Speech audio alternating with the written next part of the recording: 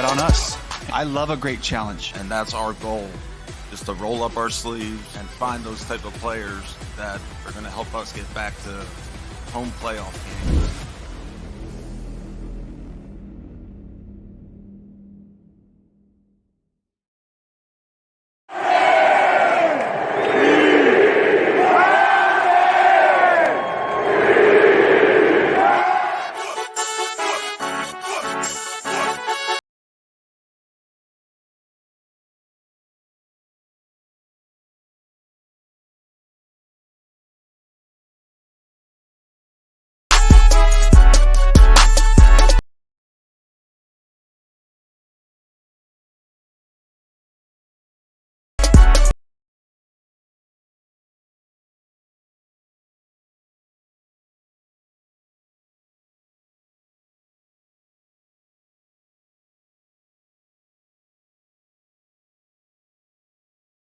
Bet on us. I love a great challenge. And that's our goal, is to roll up our sleeves and find those type of players that are going to help us get back to home playoff games.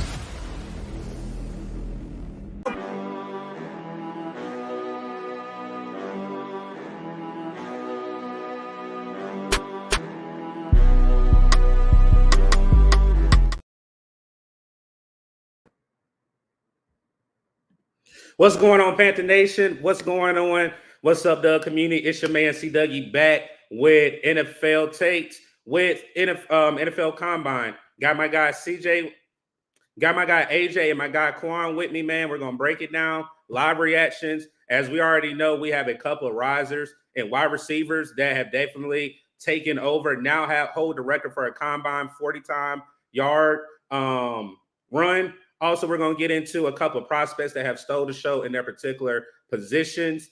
And we're just going to possibly maybe do a mock or just pick the guy's brains, man. So go ahead, share the video, leave a comment. This is a very interactive live. We will be reading everyone's comments tonight. So definitely leave a comment. If there's a particular player that you would like for us to pull up, definitely let us know. And we're going to go ahead and get into it. I'm going to bring in the panel, bring you on the family. I'm going to bring our guy Uncle Quan on first. Quan, go ahead and tell the people what's up, man. Yo, what's up, everybody? What be going on, man? It's your boy Q, a.k.a. Uncle Quan, man. First of all, shout out to the guys on the panel, man. Shout out to my guy, Doug. If you are not subscribed to What's Up, Doug, man, go ahead and hit that subscribe button, man. Shout out to my guy, AJ, too, in the backstage, man. We're going to bring him up in a few. But first of all, shout out to you guys in the chat, man. Appreciate y'all pulling up tonight. We're going to have a nice little show tonight, man. Y'all know how we do on this panel, man. Shout out to Randy Collins. I see you in the chat. Yes, shout sir. out to Daryl Mims, man. Shout out to JJ Smith. Shout out to Cody Lewis, man. Shout out to Logan James. Shout out to Corbin Rogers. And shout out to my man, Austin Wright, man. Appreciate y'all pulling up to the chat. Make sure y'all hit that like button, man. Yes, sir, man. So, like I said, this is the family. Again, at What's Up, Doug, I am the host, but I have two co-hosts, family that now we are partners together, man. Let's go ahead and bring our third member on for What's Up, Doug. I got AJ, man. Go ahead and tell the people what's up, AJ. What's going on with y'all, man? This is AJ with All Pro Sports Talk. Hit that subscribe button to What's Up Doug's channel. He's been going crazy the last couple of weeks, been in the lab. You just saw the intro video that he dropped. Fire video from my dog. You also had a banger that was dropped a couple weeks ago as well from Uncle Quan. He did a complete film study of Kendall Canales saved the Carolina Panthers, Bryce Young. Excellent breakdown video. Go over there and check out his channel as well. Does a lot of great film work over there. And I'm just excited to get into this show. Yes, sir, man. We're going to go ahead and read a couple of comments. We had people already coming before the show started.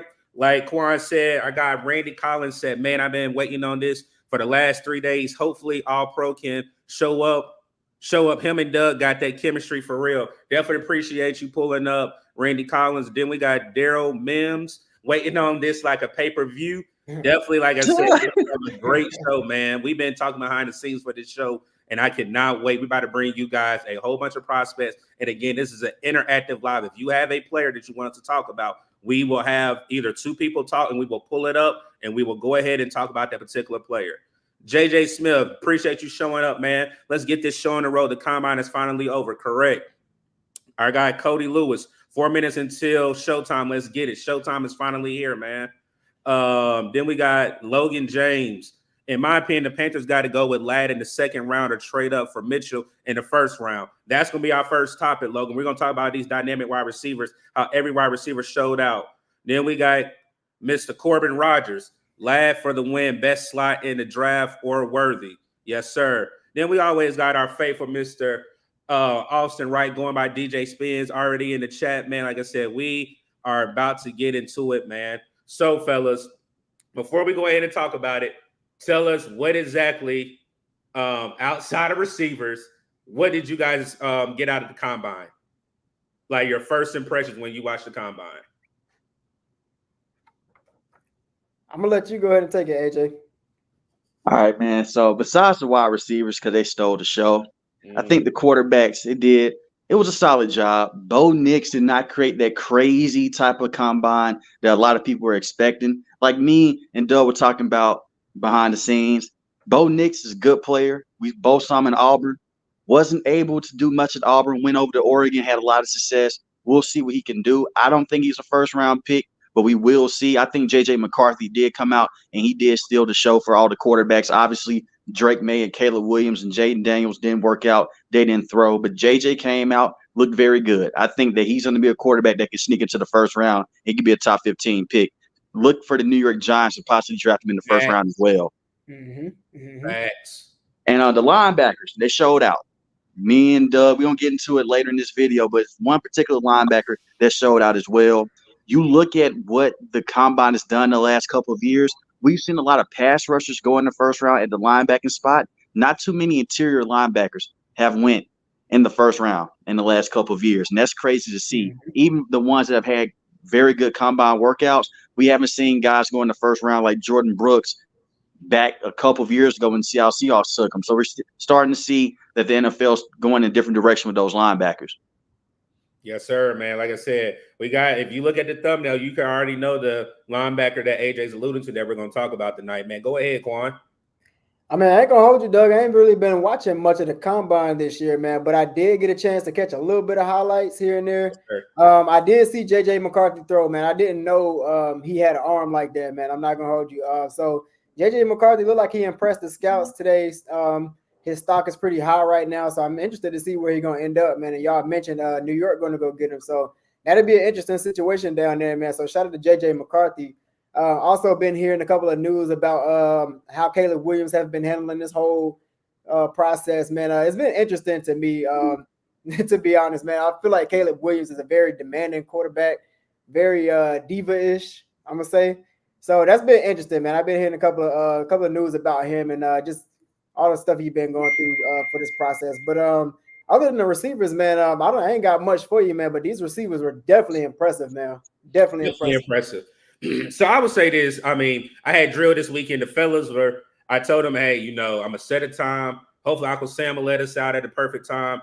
I was grinding throughout basically Friday to today, getting ready to bring, the What's Up Doug community and definitely bring, the NFL community a great live of breaking down the combine. And the only day I really was able to miss was Saturday, but I watched Thursday, I watched Friday, and I watched a little bit of today. And what I would say is, do not be surprised based off of the quarterback talk and really with free agency, you will really know who's looking for a quarterback. And if it's a quarterback heavy draft at the beginning, look for a lot of trades.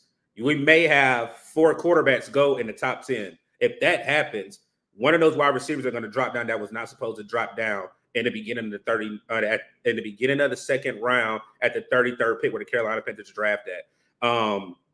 AJ and Quan already said it. JJ McCarthy had already getting buzz before he even went to the combine. And I told AJ this today. If Justin Herbert was not the quarterback at the LA Chargers, JJ McCarthy would be the quarterback for the Chargers. Just based off of what he was able to show during the combine. And for him to be a national champion and go through the gauntlet that he had to go through in the Big Ten, you really saw what he was able to do. But I'm really looking forward to based off of trades. Again, like we said, you have Kirk Cousins who's on the market. You have a Justin Fields who's on the market. What are the Patriots going to do? Matt Jones is probably going to be traded now. Who else needs a quarterback? The Washington Commanders, what are they going to do? I really think a lot of quarterbacks are going to be going in that top 10, and that talent's going to keep getting pushed down. Either that means D lineman, high talented D lineman getting pushed down, or outside linebacker. You got Penn State's outside linebacker. You have Missouri's outside linebacker, and you still have those top tier wide receivers that we're about to get into, man. So, fellas, as we said, we all gave our piece to open our soliloquy about what we're going to talk about or what we saw this past weekend. So let's go ahead and get into the content, man. The first thing, like we have said, the wide receiver stole the show. Stole the show. If you look at it, basically we have what? 2, 4, 6, 7 wide receivers up here. And the question is, which wide receiver is your choice?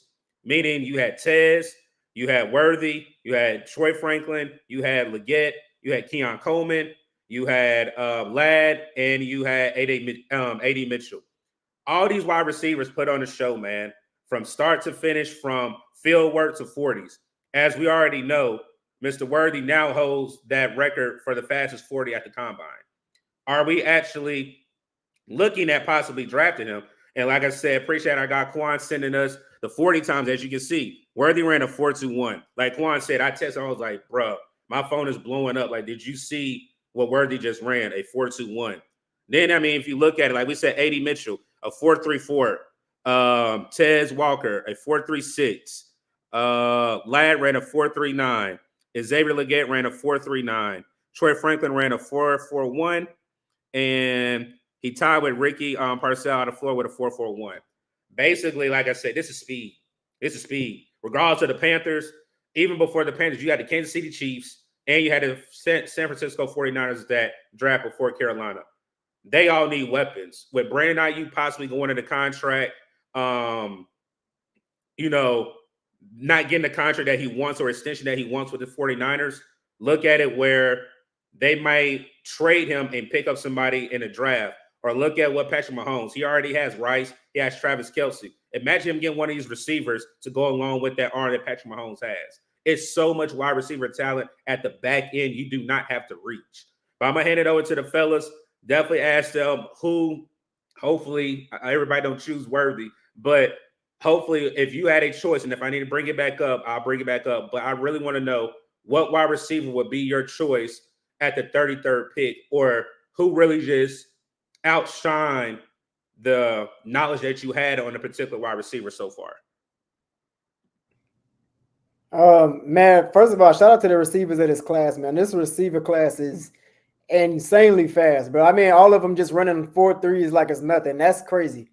That's crazy. And then you got Worthy running a 4.21. That blew my mind. Like Doug said, man, he had called me and let me know. I didn't know at the time. And then of course, I'm getting my coach's chat blowing up, and then I'm seeing it all over the social media, and I'm like, yo, this man just really ran a 4.21. That's fucking insane. Oh, excuse my language. That's crazy. That's crazy, man. But look, man, if I had to choose my receiver at 33, that's a tough choice, man. It's really it's so many options you can go with here, man.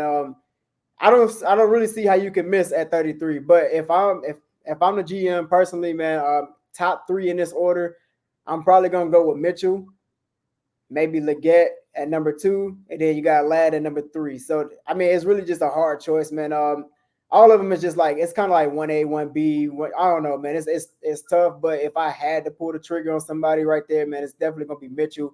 We talked about it before over here at What's Up, Doug, and I went with the same exact guy, man. I like Mitchell a lot. He has a heck of a catch radius, man, and he's very fast. I mean, he ran a 4.35, I believe. Yeah, I might look it up for you. I mean, that's insane speed right there, man. So shout out to him. He ran a 4.34. 4.34. Oh, okay, yeah, he ran a 4.34. So, I mean, he still got the speed right there, man. And again, he got that catch radius. I think that's somebody that could definitely stretch the field for the Carolina Panthers.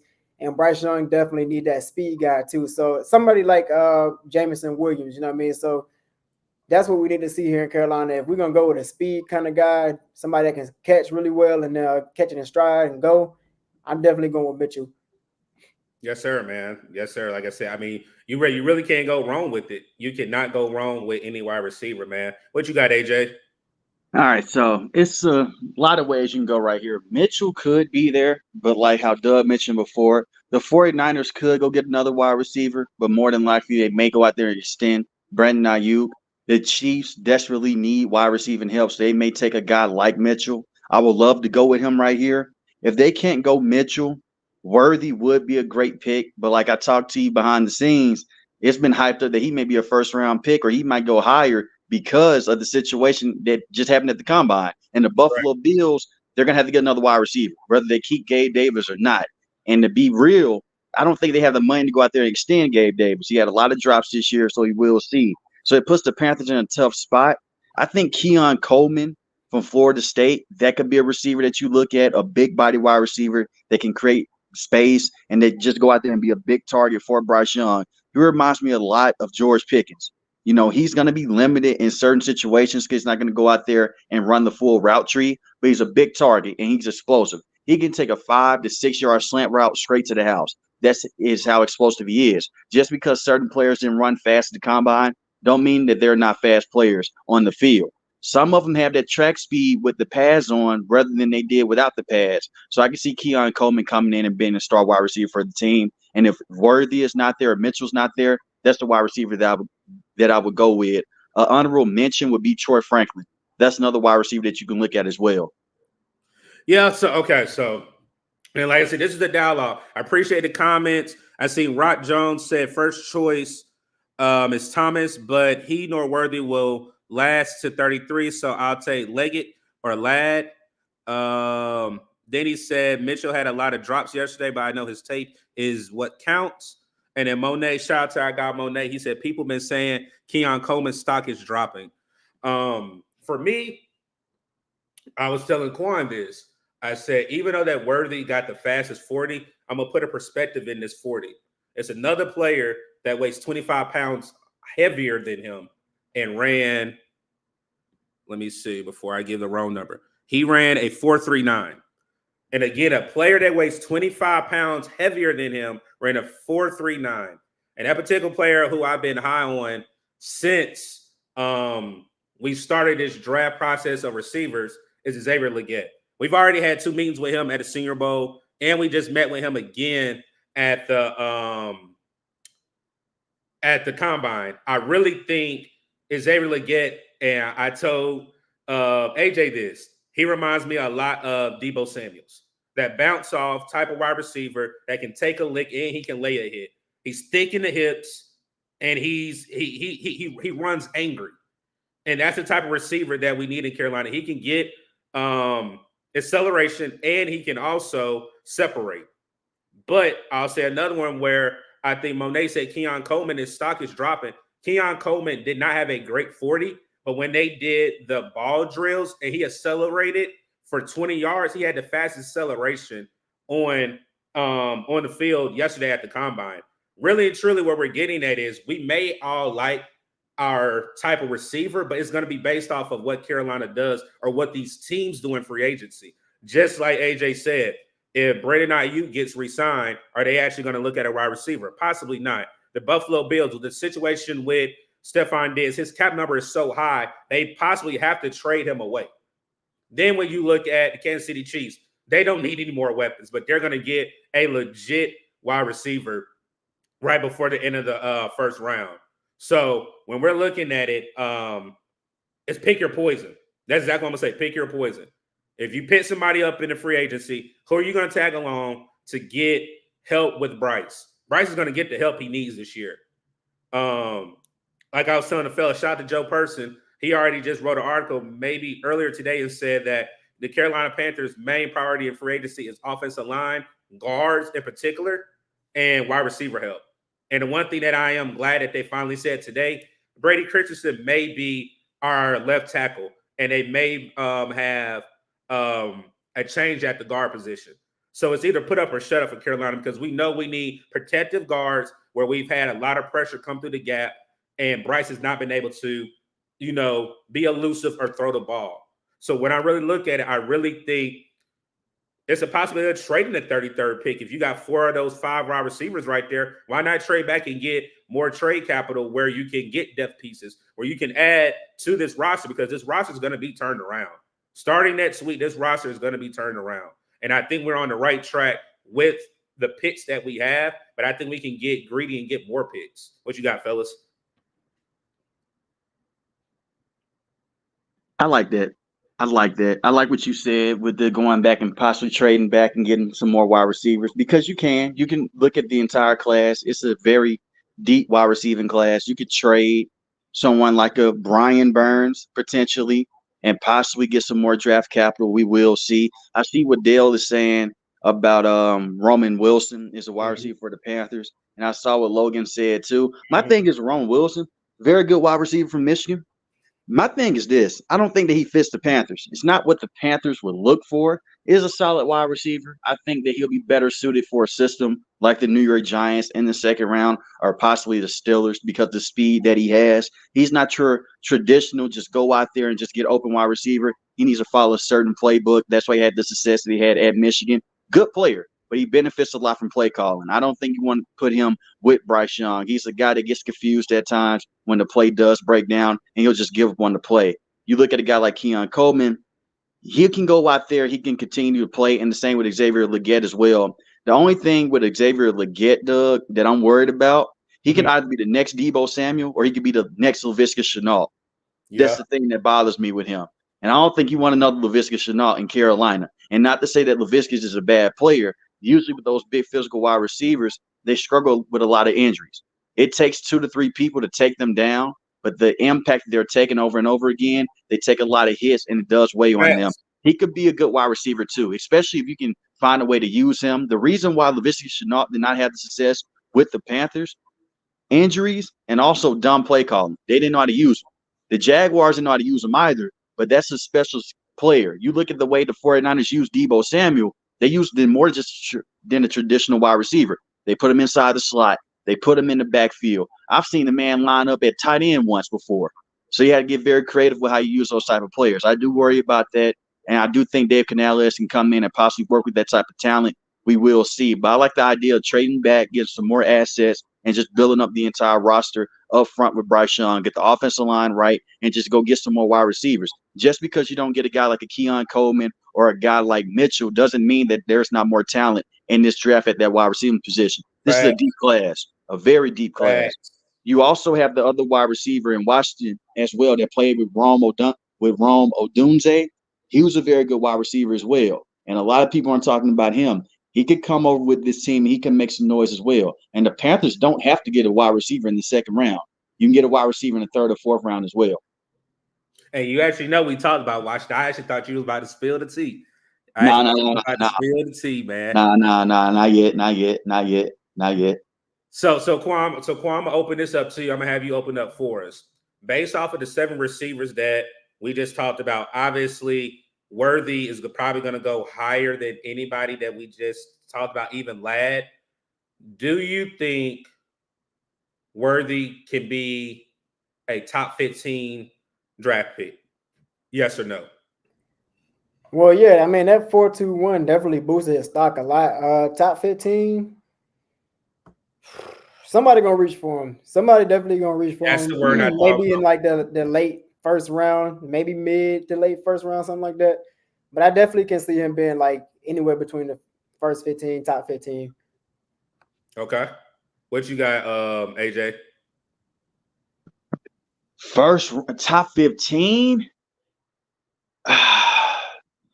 It's going to be a lot of quarterbacks going off the board. That is possible. It's possible. 15. Who are the top 15 teams? Because I know it's when you said top 15, you was talking about like through picks, not like the top 15 receivers. No, top 15 picks. Okay, yeah. Nah, definitely not anywhere between 1 and 15. My bad. Mm-hmm. No, he's not going to be a top 15 pick because you have the Bears. They may go with Caleb. They may not. We will see. Commanders, they need a quarterback possibly, or they need offensive line help. Then you have the Patriots, Cardinals. I don't see him going top 15 because you do have those wide receivers like Romo Dunze. You have Marvin Harrison Jr., Malik Neighbors. You do have some wide receivers that are just better than him. Then they do more than just go out there and just run very fast. They can go out there, catch, and get in the right situation. So I don't see him going in the top 15. But you never know. A couple of years ago, I said the same thing about John Ross. So you never really know. Hey, real quick, man. Shout out to Rod Ryder in the chat, man. He said, "What's more important, getting a top guard in BB or a wide receiver, I think is protection. So trade back a little pickup, extra third. We could still get a good receiver in the third, and maybe Braylon Allen. So with that, man, I think regardless, bro, I do think offensive line is more important, but it's all going to depend on what the Panthers do in the free agency. If you're able to pick up a decent receiver in the free agency, then yeah, you can probably go ahead and pull the trigger at 33 to get an offensive lineman. Again, that's really like the more important need right now. AJ and Doug just told y'all, man, this wide receiver class is stacked, so there's no need to really pull the trigger at 33 for a receiver unless you really like that move and you maybe made some moves in the free agency to get an offensive line. But the priority has to be offensive line first and then wide receiver second. So it just depends on what we do in free agency. I don't know, man. Facts. I agree. I definitely agree. It depends on free agency. But let me read Mike Wynn's comment, and then I'm going to hand it over to you, AJ. I hear you got a thought. ISM and BY9 and the fact that we have a bunch of wide receiver and quarterback coaches on the staff, I think they will be lethal together in 2024. I've made this point. You have your head coach, your offensive coordinator, and you also have a wide receivers coach that have wide receiver coaching experience. I don't think we're going to have that problem where you have too many Chiefs and not enough Indians, because I think everybody knows their role. The only person that is not familiar with Dave Canales is the wide receivers coach. Our offensive coordinator came from Tampa Bay. They have been tight at the hip since they were at Seattle. There's not going to be any confusion or anything that we have to worry about when it comes to wide receivers or being on the same page. That's the reason why this coaching staff is so tight-knit, and they use that word alignment.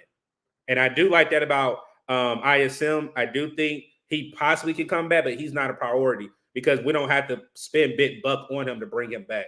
Go ahead, AJ.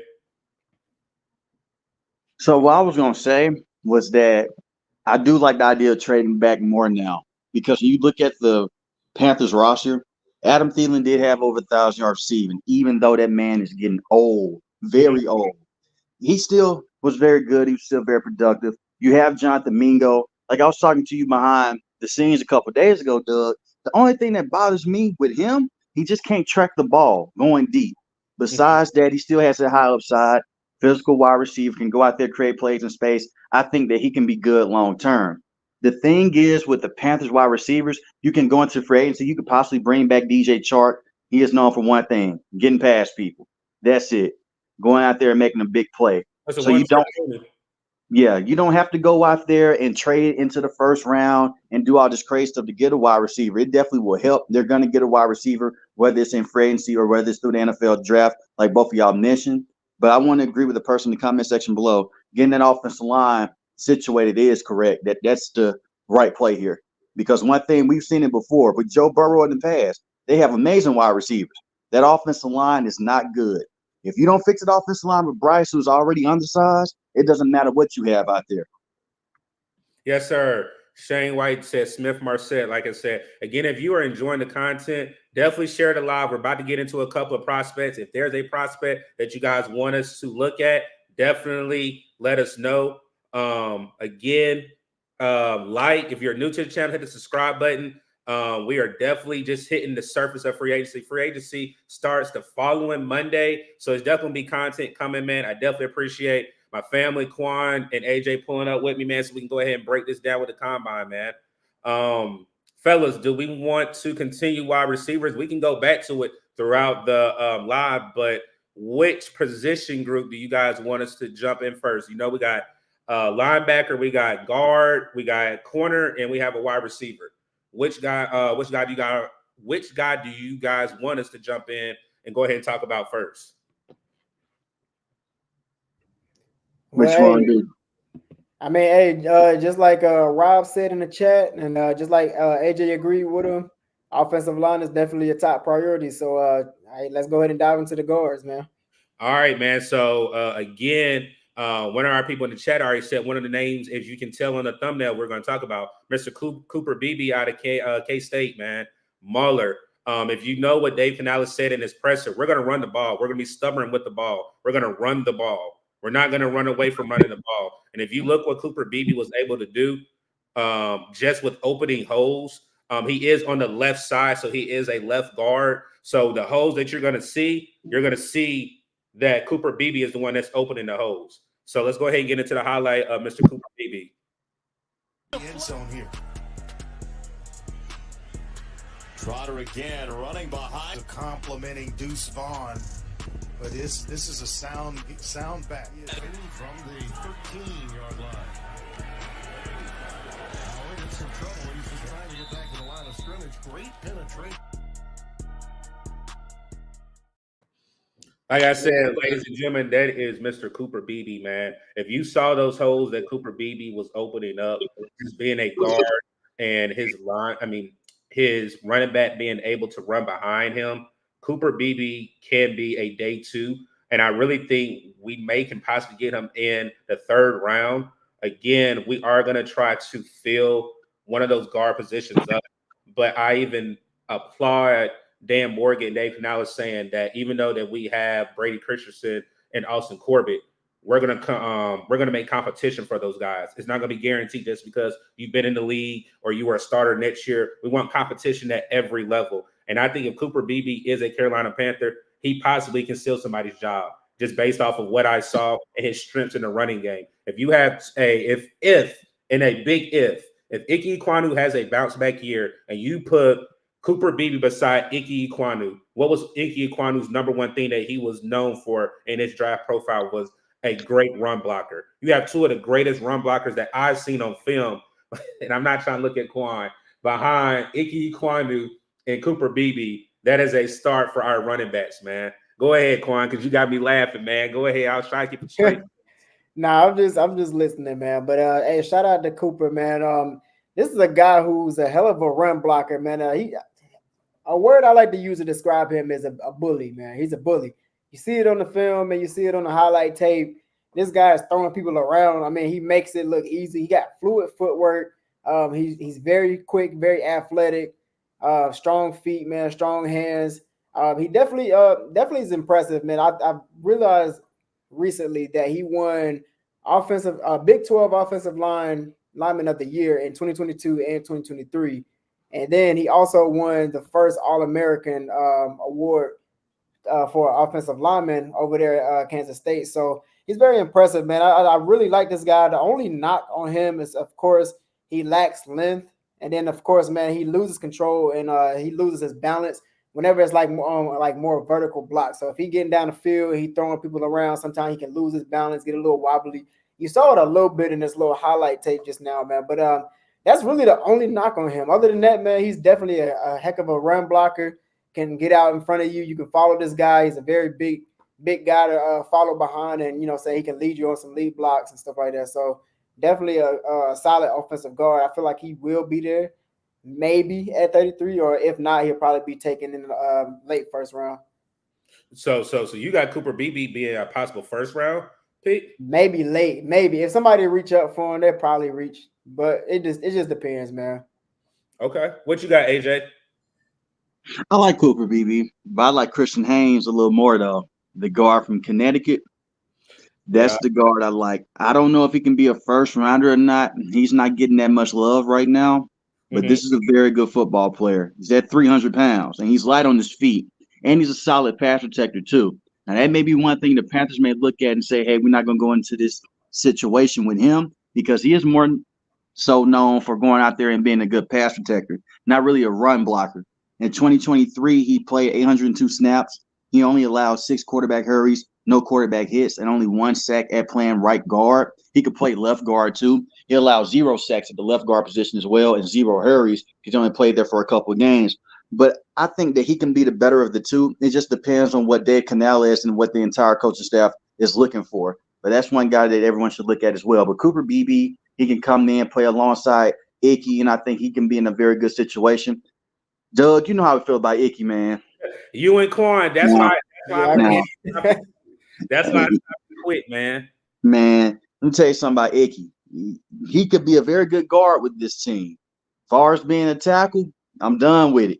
Yeah, I'm calling it quits after 2 years. I'm done with it. He allowed 11 sacks this year. He's just too slow to play that tackle spot. Bringing in someone like Cooper Beebe could possibly help him because we've seen tackles that struggled a lot. You bring in a guard, and next thing you know, a tackle looks even better. I hope that is the case. But I'm be looking at Icky a lot this year, especially on film, because he allowed 11 sacks this year. Supposed to be 12, but they didn't count one of the sacks against him. But hopefully he can be better. If he can pan out, you bring in another guard. You have Austin Corbett at that right guard spot. You have Taylor Moton at right tackle. That's a solid offensive line. That's a fact. That's a fact, man. I see, like I said, we told people to write questions in the chat. I see our guy Rob Ryder said, question we should all be asking is, what are we going to get for Birds? Let's go ahead and answer it. We were going to try to wait later in the show, but I appreciate your question. For me, I'm really looking at it as you're not going to get what you were going to get with the LA Rams when they first offered. You're not going to get those first two round picks. First round picks that you were going to get about a year ago. What I think we possibly can, and I can name a couple of teams, Laquan and AJ, before we went live. You got the Baltimore Ravens, you had the Detroit Lions, and you had the Buffalo Bills. If we can trade him for their first late round pick, that's a win, because you can get Chop Robinson, you can get the DN out of Missouri. And shout out to our guy Dunk that did a video on him. Go over there to Unnecessary Bluntness and check that video out where he's talking about that particular prospect out of Missouri. Or you can talk about a possible prospect that we're talking about here in a few out of NC State that can possibly fill that void. I personally want Burns. I know I bought our guy Quan a jersey. I was thinking about this the other day. Just bought him a Burns jersey, and this man possibly may be gone, man. I'm just really looking at it as, do we really play him on a franchise tag and he holds that amount of money, or is it a franchise tag in a trade? Because if we can get a second round pick, I'm fine with it. I'm just being honest. I want Burns on this defense, but if we can get a second round pick for Brian Burns, it is what it is. It is what it is. You do have the DN out of Western Michigan that had a good showing. There are possible people on here. There was a particular player that we were going to talk about, and Mr. Trice Braylon Trice out of Washington, but he showed up 25 pounds lighter than his actual weight at Washington State, that he was 275. So again, there's possibilities for Carolina to fill that void, but we have to look at it. Are we keeping Burns at a reasonable price, or are we hurting ourselves by not getting youth and getting somebody that's probably bigger and more suited for this defense? So it's a win-win, or it's a if, meaning we really don't know what they're doing to franchise tag until it's finally done. Go ahead, fellas. This should have been taken care of a long time ago. Just to be, I'm not trying to be like going back in the past in hindsight's 2020. This should have been taken care of a long time ago. They should have gave him the contract extension when he had that breakout season, or they should have traded him then. Now we find yourselves in this situation. With me, I don't have a problem with them trading him, but at the same time, it does sting, because if you are a Panthers fan, and the Rams confirmed it, they offered 2 first-round picks for this man, and the Panthers said no. Right now, you could be sitting with a first-round pick instead of not sitting with one at all. In my opinion, he had 8 sacks this year. He's a very productive player. It wouldn't hurt keeping him around. I think that he could still come in and he could be one of the best defensive players on your team. The problem is how much money does he want a year to be a pass rusher with this team? If you don't want to go out there and give him all that money, then you'll have to go out there and you would have to trade him. I wouldn't trade him personally. I would keep him around. But I do agree with Doug said. If you do trade him, it's not one of those situations to where your defense is just going to crumble down immediately. You can go out there and get a young edge rusher in this draft. You still have Derek Brown in the interior of the defense. We will see what he can do moving forward. I'm more so in the camp of just keep him around. You stuck with him all this time, just stick with him for a little bit longer. It was a report that came out that they're not going to have any contract negotiations moving forward for the time being, so we will see. They're going to franchise tag him, because if you lose him for nothing, that's crazy. If this team just goes out there and they say, man, you know what, we don't even want to tag you, we'll just let you go, that's just a terrible way to start with this brand new regime that they have with the brand new general manager and the head coach. They're going to tag him, and I'm with Doug, they may trade him. That's what it seems like they're about to do. Yeah, man. What you got, Quan? I don't know. At this point with Brian Burns, I don't know what they're about to do with him at this point, man. But honestly, I don't really have a crazy attachment to Burns, so it is what it is. I mean, if they decide to trade him, hopefully, at the best scenario, we probably could get ourselves in the late first round. Maybe trade him to a contender who's looking to win now. You know what I'm saying? Looking to add Burns to their defense. Um, if not, you know what I'm saying, shout out to Rob Ryder in the chat. I wouldn't be upset with a second and third round neither. I actually agree with that comment. So if they want to throw a second and a third this year, I wouldn't be mad at them taking that pick too, because that adds capital and it adds more options for that round too. So again, you could go get an offensive line and you could get a receiver in the second round. So it just depends on what you can get for Burns, if they do decide to trade him. But I don't know. I'm with AJ, man. Like I, I don't know. Keep him. I mean, you might as well keep him because you got all these guys that was drafted here, and that's really what great teams do. They draft well and they keep their guys together for to build chemistry. And we've had Burns since what 2018, I believe, 2018. So or 2019, I believe it was 2019. But I mean, regardless, man, I mean, keep him around, saying because we would feel the absence of Brian Burns if we do decide to let him go, whether we trade him or let him walk, whatever they're going to do. I feel like we'll definitely feel that absence because it was the same thing with Hassan Riddick. You know what I'm saying? So we let him go. We definitely felt like there's an absence over there on the other side of Burns. And then, of course, if you let go of Burns, we got next up who Barno, DJ Smith. I mean, not Smith, Johnson. Yeah. I mean, so I don't know, man. I would like to keep Burns, but again, I don't really have an attachment. I feel like if they gonna trade Burns, they got to get something good out of it. And then you got to replace him. You got to replace him. So I don't know, man. I guess it depends on their plans and what they do, what they're trying to do with the offseason. Yeah, like I said, I think it's still early because I think everybody's scrambling, trying to just Yeah. talk about the situation. We really don't know what's really going on.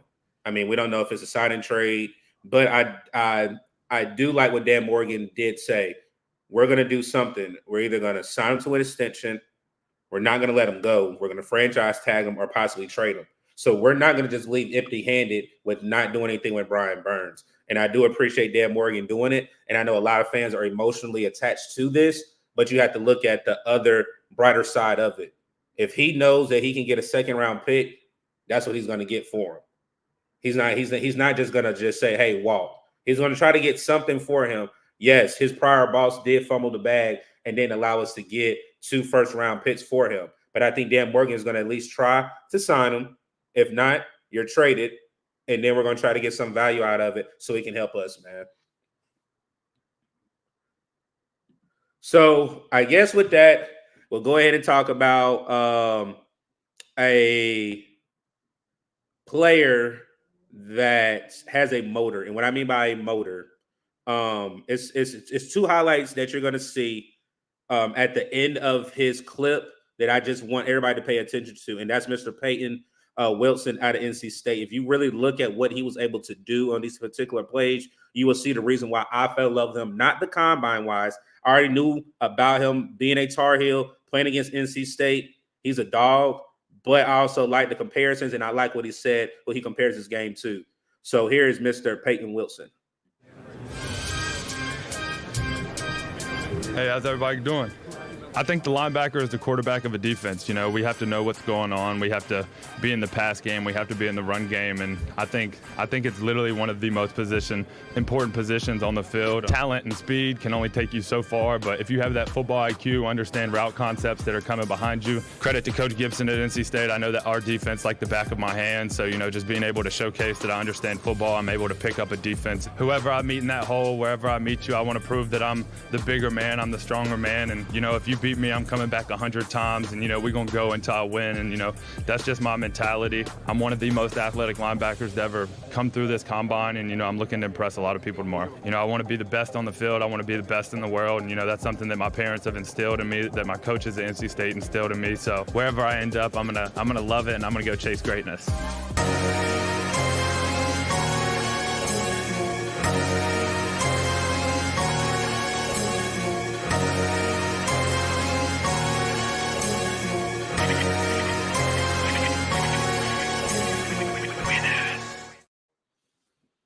like I said, that last clip, hopefully everybody saw a glimpse of a particular player that reminded me of not just giving up on a play, actually trying to pursue a player on the opposite side of the ball with the ball in their hands. And that player that I'm alluding to, Mr. Wilson, is Luke Kuechly. If you guys watched his presser, he said that he's a native of Carolina. He's watched the Carolina Panthers, and he's modeled his game after Luke Kuechly. I'm gonna let the fellas talk about it, and we're gonna look at the measurables where you can see exactly how identical Luke Kuechly and Mr. Wilson look together. Fellas, what do you guys think about Mr. Wilson and exactly how would his fit be in the NFL if he is to be a Carolina Panther or go somewhere else? I think he'll fit good with Carolina. Now, I don't know about the Luke Kuechly comparison. He does look like him a little bit at times. Luke Kuechly was a monster. For the ones that don't remember, for the ones that didn't see it, Luke Kuechly was one of the best linebackers before he had to retire due to those concussions. But Peyton, in 12 games this year, he looked good. He played 716 snaps. He had 92 tackles, 31 assisted tackles, and he also had 3 interceptions as well. That is what he's known for. He's a coverage linebacker.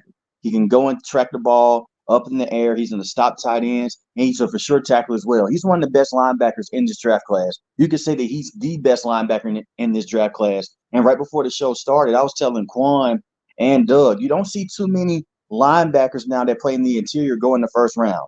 The last time we saw a lot of guys go in the first round would be guys like Patrick Queen and Jordan Brooks, and it took some time for him to catch on. It may take some time for Peyton Wilson to catch on, but he's an athletic freak, and he also has that high motor as well, which Doug was alluding to. There was a lot of times where it seems like the play was done. He'll just come out of nowhere. He'll come in with a script that went for a fumble, or he'll go into one of those situations like Antoine Winfield. You're at the goal line. He'll just pop the ball out, and next thing you know, it's the opposing team's ball. So that takes 6 points off the board, and it puts the offense and the entire team in a better situation. And it's something that the Carolina Panthers should definitely be looking for in the top of the second round. Yeah, man. One thing I do like about Wilson, man, he got a solid frame for a linebacker. He's 6'4", 238 pounds. I mean, that's literally the typical linebacker size that you would want. You know, that's the prototypical size. He's a guy that's always in the pile, always in the mix at every tackle. Again, AJ told you he got a high motor. Definitely plays with a high motor, man. And this is a guy who also reads the quarterback's eyes well, and he definitely times his blitzes really well as well. Also, so I don't know. I like this guy, man. He has a hell of a motor again, and it's hard not to compare him to Luke Kuechly. I mean, given that we are Carolina Panthers fans and we've seen how Luke Kuechly played throughout the years, and then we see this is really the first thing it kind of reminds us of. Because I mean, again, he's kind of at every tackle, plays with a high motor, wraps up really well. A lot of tackles don't really bounce off of him, so he does a really good job with that, man. My only concern about him. He is an older prospect. I think he's 24 right now.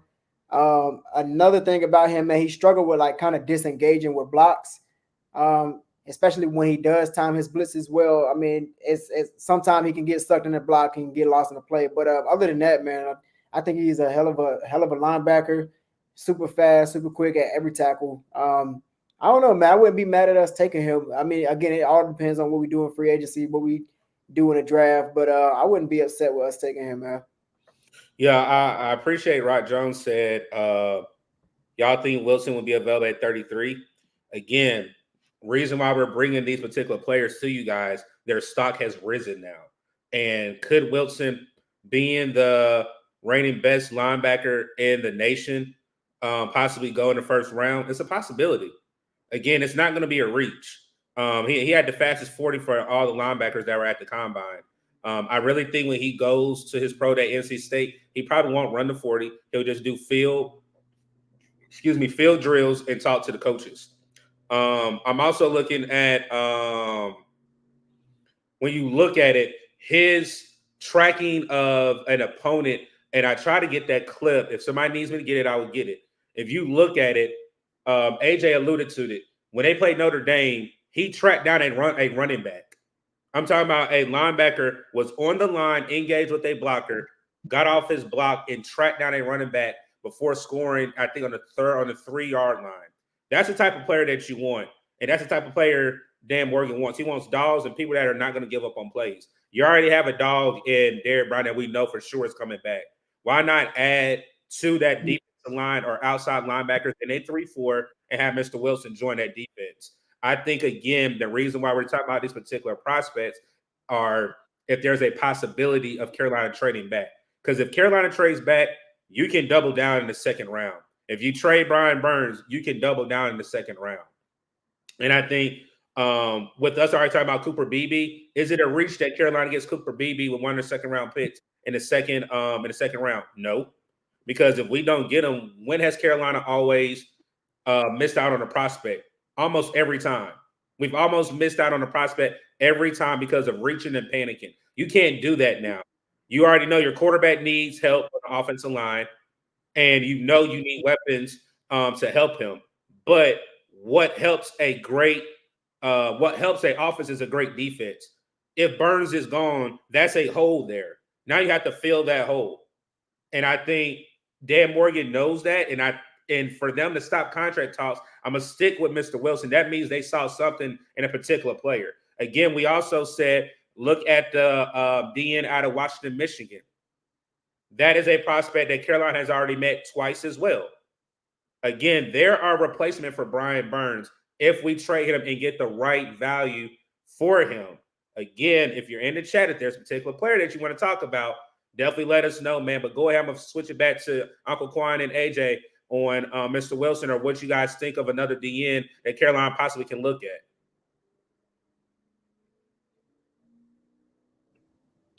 You can go ahead, AJ. I ain't got nothing else to say about Wilson, man. I mean, I pretty much said everything I could say about him. I mean, what he had 138 total tackles, 6 sacks. I mean, it's a guy that can get to the quarterback, and definitely a coverage linebacker. Again, I told y'all that he can read the quarterback's eyes. I mean, it's a lot to like about this guy. It's a lot to like about him. I was looking through the chat. I thought I saw a comment about Junior Colson, but I guess I was wrong. I think, am I? Okay, yeah. So it's about JJ Smith in the chat. I guess he wants to talk about Junior Colson. That's what I was distracted by. That's the linebacker for Michigan. Okay. In terms of the Panthers possibly getting him, I think that could be a good pickup. He's a tackle machine. That's one thing that he's known for. And I wanted to bring up Shaq Thompson as well. Me and Doug talked about this before. I'm higher on Shaq Thompson than some people. I like Shaq Thompson. Some people don't. He's one of those polarizing players. I think that he's a good veteran. He got put into a bad situation. He was playing with Luke Kuechly. Luke Kuechly retirement came out of nowhere. And it put Shaq Thompson in a bad spot to where now you're the star linebacker with this team. And he's played solid. He hasn't been one of the best linebackers in the league, but he's played solid. He's a solid tackler. He's good at getting interceptions. He's just overall a good player. The problem is he missed majority of this season because his own teammate basically broke his leg because he threw a Saints player down on his leg. You get a guy like Junior Colson, he's basically a Shaq Thompson 2.0. He doesn't have the same athleticism of Shaq Thompson, but he will go out there and make a lot of tackles. I would like to see him get picked up as well. One thing that does bother me with the Carolina Panthers, they don't have that first-round pick. If they had that first-round pick, they could go wide receiver, go offensive line, and everything else could fall into place. That's why I'm starting to lean on the side. If you trade Brian, that will leave a huge hole in your defense. But the draft capital that you can get another edge rusher, put it in that spot, and then get some more linebackers in there to help out the defense as well, and go get another offensive lineman or wide receiver for Bryce Young. And you can still go out there in free agency and get another linebacker as well. That's possible too. You know, the Panthers aren't just stuck to just going out in free agency and just saying, hey, you know what? We're going to only get a wide receiver in free agency. We'll take care of everything else in the draft. They could possibly not touch a wide receiver in free agency. They could fill in other needs, and then they can go through the NFL draft and fill in that wide receiver need. Yes, sir. Go ahead, Quan, because I just uploaded one of our videos that we talked about behind the scenes with the fellas. You got anything, or are you going to go ahead and answer a question in the chat? Go ahead, man. All right, so Rock Jones, we're going to shout out our guy Dunk at Unnecessary Bluntness. He has a great detailed video of Mr. Robinson out of Missouri. I'm not going to steal his shine. I mean, he went film for film, breakdown on breakdown. That's a particular player that I'm talking about. You have 2 DNs, possibly, again, and you said at the late round. And the 3 teams that I think if Carolina can trade away or trade Burns to and get that late round pick, I would possibly look at Mr. Robinson out of Missouri and then keep your 33rd pick and get your wide receiver, or trade back if your receivers are still there in your top 4 of your board. Trade back, get more picks, and get a wide receiver and a guard, or wide receiver and a corner, or another DN, whatever you need to do, man. But I see our guy, DJ Spence, Austin Wright said Trice. That was a particular player that I told the fellas I was going to talk about. I was not comfortable talking about him because, again, he did not weigh what he was supposed to weigh. But I did do my homework, and we're going to go ahead and play a little clip of Mr. Braylon Trice. We'll talk about it. And you did say Cedric Gray, so we'll talk about that as well. Yeah, I love watching Micah. I love watching Max out there. You know, they're like the speed guys that I aspire to be like. You know, if not better one day. Their explosiveness off the line is crazy. Their moves are good. They're just naturally, you know, like that. So everybody wants to get their speed game and their pass rush moves locked in the league. And, you know, I hope to one day be that locked in as they are. So I'm going to keep working to be like that.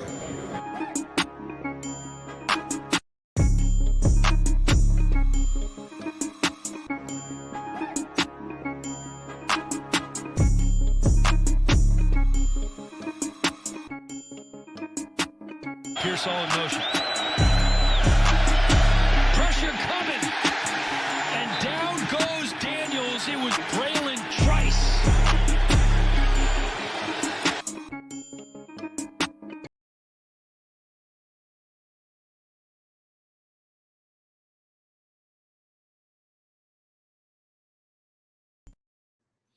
All right, so that's Mr.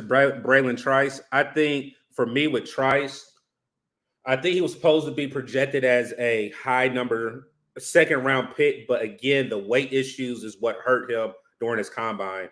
Again, he weighed 25 pounds lower than his projected weight. And when I'm looking at his film, it could have been he was just power rushing, meaning that he didn't have any elusiveness. He didn't make any moves. It's just straight jab up into the offensive lineman and try to get around. If you look at the Texas game, when they did play Texas in the national semifinals, he did have a great game.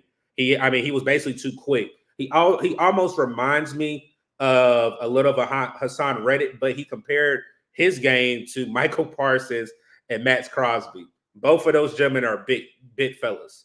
And I mean, for his weight, he's not in that same class, but I will compare him to a little bit of a unpolished Hassan Reddick, because Hassan Reddick was not very polished when he first came into the league. And I think that is a good comparison. If you look at the weight and you look at the size, I think Trice could be a late third, maybe a third or fourth round pick based off of, again, the weight issues. He has to get that weight back up. If he's going to play at 275, you're not going to be 25 pounds less than what your projected weight is. You guys got anything on him? No, I'm up here looking, and somebody was talking about Chop Robinson in the chat. Yeah. You want to stick on Trice, or do you want to go into Chop? I mean, if you guys don't have anything, Austin Wright, that's our guy, man. He said Cedric Gray. He knows how I feel about my Tar Heels. He's not a top 2 pick right now.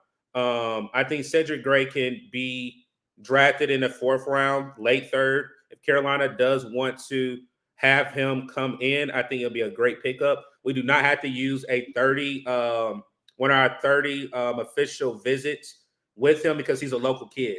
So that's the great thing about it. If you want to, you can bring him on the local day and bring him in on one of your 30 visits. Then if they do that, I think there is going to be alerters that I think we're possibly serious about drafting him. Now go ahead and get into Chop, man. I think Chop should be a 1st round pick. I'm one of the few people that rock with Chop heavy. I know you only see 4 sacks on the season, right? You only see 28 quarterback hurries and 8 quarterback hits. It's like, man, why are they hyping up this got to be a 1st round pick? He has little no production. His win rate against blocking in general is crazy. He is insanely fast off the edge. Like, I mean, quick. The man got hands like a wide receiver. That's what one of the tackles said. That's what one of the former coaches said when they were going against him and game planning against him. He is a raw talent. If you have the right pass rushing coaches and play, and I think the Carolina Panthers have done a tremendous job developing talent. They developed Brian over the years. They developed J.C. Horn. They developed Derek Brown over the years. If you can bring him in and you can just develop him to that next level, we could be talking about a guy that can come in and can possibly be a 13 to 15 sack per season guy. That's the talent that he does have. That he has a high ceiling. He also has a low floor. He could be one of those players you look at and you can say, man, he gives us little to no production. He only gives us 3 to 4 sacks in a season. But it's about applying pressure.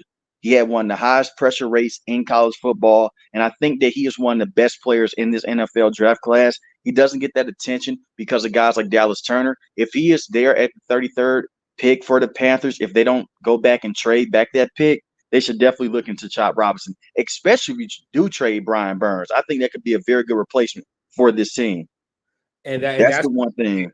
That's where I was getting at, because again, it depends on where we trade Brian Burns. You have to be smart with the trade. You don't want to undervalue or overvalue, and then you don't get the pick that you want. Meaning that if it's at the back end, you can get Chop or you can get Robinson out of Missouri. Either or is going to help you. And again, Derek Brown, I think, is going to get a lot of attention coming into next year. And also think Evero has an extra year with this defense. This defense was hit with plenty of injuries. And I think another year underneath Evero, and whatever we do with Burns, if we draft somebody, what have you, I think that defense is going to excel to another level because of the camaraderie with coaches and keeping that defense intact, man. Yes, sir. Hey, once again, shout out to the chat, man. Appreciate y'all pulling up. Make sure y'all hit that like button, man. 2 fans in the stand. We got our guy CJ in the building. We see you, man. Yes, sir, man. You ain't late, man. You just getting to the party, man. The party ain't stopped yet. We're already in the hour, fellas, man. Again, we appreciate everybody pulling up, man. We are just getting into the meat of the topics, man. I don't want to skip our guy 336 Boston. He said, do you draft a wide receiver early or late? What the fellas and I have definitely said, 336 Boston, we said it depends on what we do with Brian Burns and how the board falls. Meaning that if we have our top 4 wide receivers there sitting on the board, we're possibly trading back to get more picks so we can add to this roster. Again, this is one thing that I think Panther fans have to understand. There's more holes in offensive line. There's more holes than wide receivers. We need depth at defensive ends. We need depth at linebackers, and you possibly need another corner as well. So if you can add pieces to your draft class already, why not trade back and get more picks, man? And again, if you do trade Brian Burns, you're looking at more picks as well. So again, it just depends on how free agency goes and what the game plan is. What about Polk? Let me see. He said, what about Polk from Washington? Fast A, to elaborate on that, man. This wide receiver class is stacked. So you don't necessarily got to pull the trigger at 33 unless you really see a talent that you like. But again, it just depends on what we do in free agency, what kind of receivers we bring in here. Are we prioritizing the offensive line? It just depends on a lot of things, man. But you don't necessarily have to pull the trigger on a receiver. Because it's just a lot of different ways you can go about getting a receiver. You can go in the 3rd round and get a receiver. So it just depends. It all depends on who we got up in here before the draft. And I appreciate Dom34 saying smash, like, and subscribe. He's in everybody's chat saying that. So I definitely appreciate you pulling up, man. Again, if you guys are enjoying the content, we are 1 hour in. We still are going to talk about more topics, more prospects. Definitely share it a lot. Tell people to come in, man. This is our first initial breakdown of really winners and losers. Like we said, there's really many not losers, but your stock is going up or down, and somebody's going to take advantage of it. And some people may be a steal of the draft if they fall throughout the draft class or fall throughout the rounds, man. Somebody asked about Polk. What, Jalen Polk? The wide receiver, yeah, from Washington. I think Quan just alluded to the wide receivers. He was saying, if you got something, AJ, go ahead. Yeah, that's Romeo Dobbs 2.0, man. That's a good wide receiver. I think that's going to take some time for him to develop. He got strong hands. He's not a great deep route runner. He's not going to come in and be a burner. He just overall is a good wide receiver. That could be a perfect fit for the Panthers too.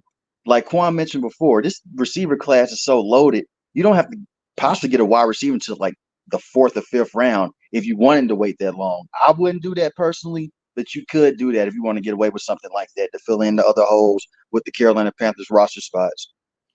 I will say this because we're going to talk about this next wide receiver that I am very high on. Again, it depends on free agency, and I think somebody said it in the chat. Free agency, where did it go? Where did it go? I think they said free agency and the draft are important. I don't know where I know I saw it. I just probably can't see it, but it's very important. And I think here it is. It was by Dom. He said draft and free agency is big. And I think if we get the guard that we desirably want, I think that kind of eases where you can get weapons. If we can get a wide receiver, which I think we will, I have been crying for Calvin Ridley, Marquise Brown, or Gabe Davis. If we get one of those wide receivers, you're already hit. We're not going to get Mike Evans, people. We're not going to get Mike Evans. Why not get a younger wide receiver and Marquise Brown or Gabe Davis? And Gabe Davis has never been having the opportunity or given the opportunity to be a number one. I don't even think we're asking him to be a number one because I think based off of Adam Thielen, you have Jonathan Mingo.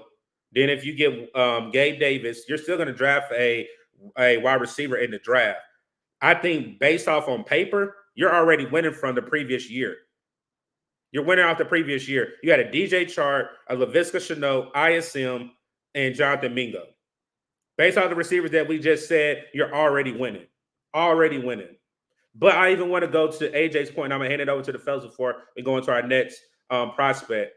One thing that I like what Green Bay did, what did they do when they drafted Jordan Love? They doubled down on wide receiver, and they allowed their youth to grow up and grow with Jordan Love. And I think if Carolina can do that and draft a wide receiver that's still young and let Bryce Young and his wide receiver core actually mend and come together, the sky's the limit. We saw what Jordan Love was able to do in the playoffs this year with young wide receivers. Young wide receivers. They were basically, a minute and 9 away from possibly winning the game in San Francisco. Come on now. And nobody thought Jordan Love was going to be the way he was this particular year. Go ahead, fellas. Hey, Doug, there go your boy Randy in the chat. Hey, they look at Randy. Look at Randy. Look at what he just said. Yeah, I was weak at the comment, man. I wish we had a first round pick for Caleb. Bryce just doesn't look like a okay. I be telling you about this, bro. I be telling you. We should add Gabe Davis to receiving core. Yes, so let's read a couple of comments. 2 fans in the stands and 336 Boston are talking. At Randy, do you think a new system may do him some good? Go ahead and talk to him, CJ. I've been saying that's facts, Doug. We got to do that. It's not rocket science. Think Evans is going to Houston. Not necessarily. I think Houston's main target may be Saquon Barkley if he does not go back to the New York Giants. Quan actually hit me up on that and was like, Doug, do you see Saquon and CJ Stroud have been talking behind the scenes? If CJ Stroud gets a Saquon Barkley, holy smokes. Our guy AJ just did a video on how the Houston Texans can keep a grasp on their division and be a legit contender in the AFC. If that happens and you get Saquon Barkley, it's going to be scary. It's going to be scary hours. It's going to be scary hours. Let me see what Rod Jones said. Hey, just to go back to that comment with Randy. Shout out to Randy Collins, man, who said he wished we had a first round pick for Caleb Williams because Bryce isn't it. Now, the issue with wanting to draft a quarterback right after you just traded all your capital to get a first round pick and Bryce Young, the problem with that is, first of all, we've been literally playing Russian roulette with quarterbacks for the last couple of years since Cam Newton, bro. We've been going quarterback to quarterback to quarterback to quarterback. Every single year we have a different starting quarterback. So you can't just emphasize getting a quarterback this year because there's a lot more holes that we have. You can't just plug the quarterback in the system that we have and expect him to put up any type of production here. So you got to develop what you have now. Obviously, Bryce Young, you know, a lot of people wasn't really satisfied with his first year. I mean, rightfully so, but you got to build off of that. You know what I'm saying? Trevor Lawrence didn't have a great year his first year. Joe Burrow didn't win his first year. I mean, you can go on and on about this list of quarterbacks that didn't produce in their first year. So chill out on Bryce Young. I mean, let's see first. Let's try to get him the weapons in here, get him the protection first. And then if he's still struggling, then maybe we down the road, you know what I'm saying, we can still look at, you know, possibly getting another quarterback. But prioritizing a quarterback for a 2024 season would really not make sense, and it'd be a waste of a pick. Go ahead. So, okay. I'm gonna be nice. I'm gonna be nice with it. For one, okay. How can I phrase this?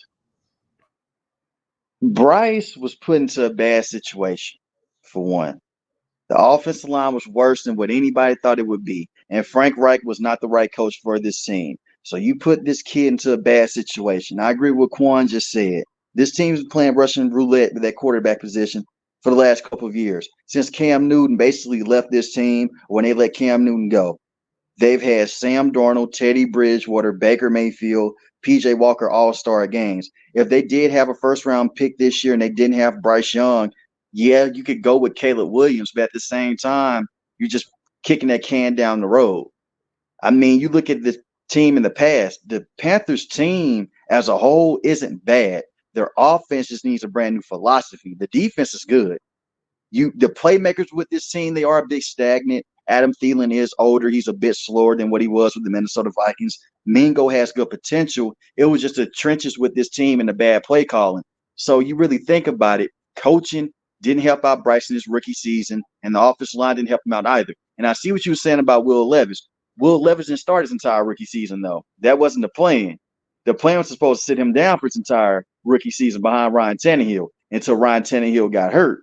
And when Ryan Tannehill got hurt, they brought in Malik Willis for the back half of a game they played in London. And Malik Willis wasn't able to play up to standard. Then they put Will Levis in, and he had those 4 touchdowns against the Falcons. You can say that Will Levis did look better, but he wasn't in the same situation with the Carolina Panthers. He had Mike Vrabel as his head coach, and he had Derrick Henry.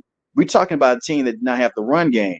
Bryce Young is undersized. I understand a lot of people, they look at him and say, hey, he's undersized. He doesn't have the arm. There's nothing special about him. You really don't know what Bryce Young is because he's been in this bad situation.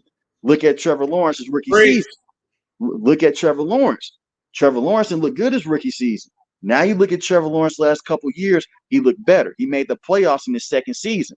Not saying the Panthers are going to go out there and make the playoffs, but we have to be patient with these quarterbacks. You can't just give up on the quarterback after 1 year unless you're Josh Rosen, and you can't read NFL defenses. Bryce had a lot of good moments. Some quarterbacks possibly would have went out there and only had 5 passing touchdowns on the season. He had 11. He wasn't in the best situation. He had a great game against the Packers. I think that he'll be okay. I think that he'll be a better quarterback in the NFL than Caleb Williams. That's just my opinion. Yes, sir. Hold on. Let me, QJ Smith, we're going to get to your comment. We're going to get to your comment because I want to talk about that possible trade. Definitely appreciate you leaving a comment. I will say this. When you have a split coaching staff that now is coming out that Nicole Temper wanted C.J. Stroud, her husband wanted Bryce, your head coach wanted C.J. Stroud, your running backs coach wanted C.J. Stroud, your quarterbacks coach wanted C.J. Stroud, half of your staff wanted Bryce Young. It was a mess from the beginning. And I think that's the reason why it did not mesh. Am I saying they wanted the young man to fail? No, because that's the reason why Frank Reich got fired. And I think Frank finally tried to go to the playing style that Bryce had, but it was too late because you really don't know how to coach a quarterback that's Bryce type of size and play style. And what I love about Dave Canales, he's worked with short quarterbacks. He's had 2 comeback player of the year quarterbacks either nominated or won the award.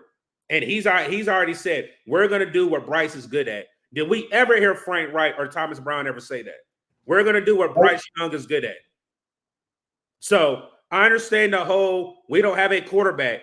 Give this man 1 more year. And I will publicly come on and say Bryce Young was whatever you want me to call him. I will have an open chat where if you want me to say he was butt, he sucked, his mom, this or that, I would do that. But give him 1 more year And I promise you will see a difference when a coaching staff believes in your quarterback. You have a GM that's going to help your quarterback, and you have an offensive line coach that can actually coach your players on the offensive line and not be snitching to the freaking GM and not doing his job. So again, it was a catastrophe from the start, and I think we finally got the right coaches in place. Let's give him grace, please. That's all I ask. Give him grace. Go ahead, Quan. Hey, that's all I got on it, man. That's all I got on it. I'm done with that. All right. And let me get one more thing off about that too.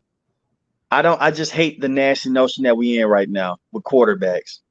I think we went down the wrong path with quarterback development. And I've been saying it for the last couple of years. We've went away from just putting the kid out there and letting him sit behind the starter and then letting him develop over the next couple of years. You look at Steve Young, and we're going all the way back. The first couple of years were not pretty, but they stuck with him. In today's world, I don't know where this impatient thing came from. I don't know if it's TikTok or whatever. They want guys to come in the league automatically and just be great. That's not how this works. This is the NFL. It may look easy to you, but it's hard. It's hard at the college level to succeed. So we're not saying that Bryce Young's gonna be a top 5 quarterback all the time, but what we're saying is give this kid a chance, let him develop. I'm tired of seeing people in my comment section. It's not a shot at you, Randy. I see it all the time. I talk about Doug with this too. I'm sick of seeing it. I've seen people say, go out there and just let him sit behind Russell Wilson. For what? No. The best thing to do is to go out there and let the kid play. That's the best way that you are going to learn when you already just basically shot yourself in the foot and putting him out there. Would he have benefited from sitting behind Andy Dalton? That is possible. But at the same time, it makes zero sense to go out there and give up on a person after 1 year. Josh Rosen was a different situation. The reason why I bring him up, he wasn't ready to play in the NFL. He had attitude concerns. And to be honest, he shouldn't have been a first-round pick. He couldn't read NFL defenses. Facts. Certain situations, you have to develop your quarterback. Look at Josh Allen his rookie season. He didn't look good. His sophomore season, he did look better, but it still wasn't the Josh Allen we know now. You have to go out there, build a team around these quarterbacks, and let them play and let them develop. Because if you don't, you're going to end up like the Carolina Panthers and just continue just go for quarterback after quarterback. Look at the Jets right now. They don't develop anyone in that quarterback position. And this team hasn't made the playoffs in over a decade, it seems like. So just be patient and give him a chance. If he is a bust, we'll say that he's a bust. But even for next season, if he doesn't look particularly well, just stick with him and let him continue to grow. This is a kid that's working with his second coaching staff in just his second year. That's almost unheard of. I will say this too. I lost my thought. I lost my total thought. My bad, people. I lost my total thought. I just went blank. I think I just went blank. God bless, it was a good point. I'll think of it, and if it comes back, I'll say it. QJ Smith, I appreciate your comment. I left it up while AJ was speaking. Trade Burns for Ayuk, a 3rd and a 2nd round pick. I will say this: that is too much, and they're losing too much. But I am not opposed to doing a player for player trade. We may have to give up another pick, meaning a late round pick. Either this year or next year for that. But I like that trade. I really think we don't even know who's interested in Brian Burns. I think we will get a lot of information between now and Tuesday, where that deadline is there for Brian Burns to sign, or for us to sign him to a franchise tag. I think possibly tomorrow you're going to hear a lot of news out of it. It's either going to be from Sheena Quick, it's either going to be from Joe Persons, or it's either going to be from David Newton. You're going to hear a lot of news about this Brian Burns situation between now and Tuesday, where you had that deadline for him to either be franchise tag or something. Something's going to come about, and everybody's going to run on it. But I do agree with you. I think we could possibly can do a player trade, but I think we'll have to give up a pick, not gain a pick from another particular team. Fellas, you want to speak on that? Hell, if we could get Ayuk a 2nd and a 3rd, that's a fleece, man. Like that, that's a steal. But a player for a player trade. I wouldn't really pull the trigger on that, man, because again, you got so many receivers in this draft class, and then you got a couple of free agency receivers too. So I don't really feel like you could you know, so you have to do a player for player. You know, so I wouldn't trade Burns for Ayuk. As great as Ayuk is, and I mean he is proven. Again, you can take your chances in a free agency, and you can, you know, saying potentially draft a young receiver. I mean, we got the most stacked receiver class I don't seen in a minute, so I don't feel like you need to necessarily pull the trigger on that. You got anything, AJ? Now I'm still hot over the Bryce Young situation. I know. Like, you see, man, I had to drink some water, man. So while we calm down, let's go ahead. Go ahead. Let me read this comment real quick too. Dave Sales says, "What if Bryce is not the guy though? Then we are definitely down bad." I still wouldn't say we are down bad because what you do with Bryce Young right now, you build a supporting cast around Bryce Young. And now let's say 2 years later, let's say hypothetically speaking, Bryce Young is still struggling in year 3 as well. Okay, so now you already built the system around Bryce Young. You got him some weapons. You probably built up some protection. So now you could potentially look at, you know, bringing another quarterback in here and maybe developing him into a system where, you know, he does have a supporting cast. So again, it's not a top priority to look at quarterbacks right now. It's really not. Like I personally, bro, I'm not gonna hold you. I think Bryce Young can hold up in the league. I do think Dave Canales is the right coach for Bryce Young to develop. And I do think Bryce Young is going to pan out. I'm not, again, like AJ said, I'm not going to say he a top 5, top 10 quarterback, but I think he can be decent in this league if you coach him up right and then, of course, get him the supporting cast. So, again, you got to pump the brakes on Bryce, man. It's really hard to evaluate exactly what Bryce Young is off of the crazy shenanigans we just went through this past season. And I remember my point. I'm glad Quan just made me remember it. Dave Canales basically said what Bryce's job is. He's 1 of 11. He has one job. Mm-hmm. Do your job, and we're going to put pieces around you that people can do their job. And Dave Canales is so detail-oriented, he basically broke it down. Bryce wasn't a problem. People wanted him to fix Bryce. Bryce isn't broken. He basically said we had no weapons here at Carolina, and the offensive line was trash. Without him publicly saying it, that's exactly what he wanted to say. And if you read between the tea leaves of him saying that, he said Bryce is 1 person out of 11. He needs weapons and he needs protection. And that's what they're trying to grab in free agency and get in the draft. Offensive line help, where we talked about guards in the beginning of the show, and get wide receiver help. How we're going to get it, we don't know if it's going to be strictly free agency or in the draft, but trust me, this offense is going to do its job. Dave Canales said the reason why he kept Evero, that defense gave him problems. And he told David in the cold temper, give me that offense, give me the resources, let me get my players in here. The sky's the limit. So again, like I said, give Dave Canales and Bryce grace until we see it on the field. I know we were all energetic with Frank Wright and that supposedly all-star staff, but now I like the alignment, and I love how our coach approaches his quarterback and the franchise in the face of our franchise. Shout out to QJ Smith again, man. He said, on a scale of 1 to 10, how confident are you in Bryce moving into season 2? For me personally, I'm literally at a solid 8. I'm at an 8. I'm pretty confident that he'll improve next year. I'm not saying he's gonna put up crazy numbers like 4,000 yards. I think he'll be efficient in the system for what Dave Canales is gonna ask of him. And we're gonna elaborate a little bit more. I got a film study coming out tomorrow at 10:30 in the morning. We want to elaborate a little bit more on what Dave Canales could be for Bryce Young, but I'm pretty confident, man. I'm at an 8 with Bryce Young. I'll say a 10. I think he'll come back and have a Trevor Lawrence type season in his sophomore season. You just got to get the right weapons and just build the offensive line. He made good throws. That's why I don't understand. Like, I just really don't understand why people are so down on him. Like Doug mentioned before, like Coach Canales said, he's 1 of 11. He made some nice throws. He evaded pressure. He was the 2nd most sacked quarterback in the NFL. Give him time. I think that he'll come in. He'll look very good. The Panthers, if that offense could just score 2 to 3 touchdowns a game, and if that defense can continue to be good like how it was this year, they were 3rd in total defense, 3rd or 4th in total defense. They could be a top team in that division. Now, this division, they aren't world beaters. The Falcons, they need a quarterback. We'll see what they do. If they get Kirk Cousins or possibly trade up to get a quarterback, we will see.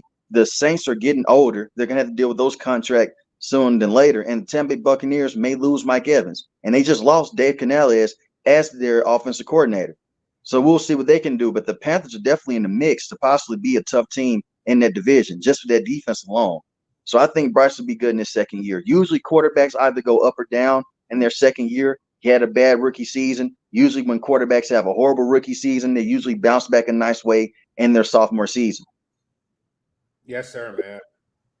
So let's talk about another possible wide receiver that I think Carolina can definitely get in the later rounds. He's not getting a lot of buzz, but I think a lot of people are going to start liking him a lot once they do their homework and they see this highlight reel. So welcome to the stage, Mr. Malik Washington out of Virginia. This is my last time up here, so I want to just start off by saying how grateful I am for being welcomed into this community and to this home. My teammates, you guys, everybody around it. It's been a great experience, man, and I'm thankful for it. I wanted to give everything I had, each and every play for these guys.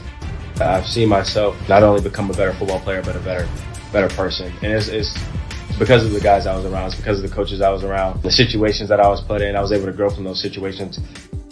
I gained a lot of confidence this year, just each and every week, talking with the O staff, talking with my teammates and stuff like that. I gained a lot of confidence, and I think that's been really huge for me this year. Is just being confident in my abilities, being confident in the 10 guys around me, and just going to make plays.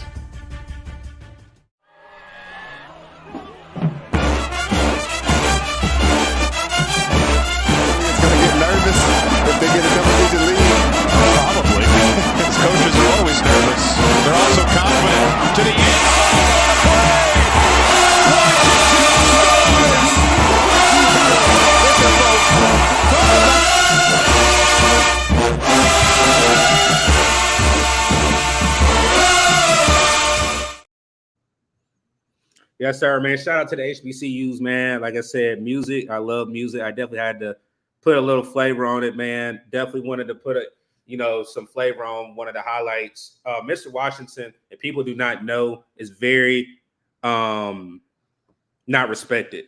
The man was first in yards, fourth in receptions, first in yards per catch, and he was an All-American. I feel like a lot of people are not understanding what this man did at the University of Washington. If he was at the SEC, if he was at probably the Big 12 or had a better quarterback, his number, he would get a lot more attention than what he's receiving right now. He is definitely a number 2 wide receiver that I want Carolina to possibly draft down the draft line. Where AJ was talking, Carolina does not have to draft a wide receiver in the second or third round. This is a particular player that we're talking about. Again, he's gritty. He doesn't go down. He loves contact. He's going to put his head down.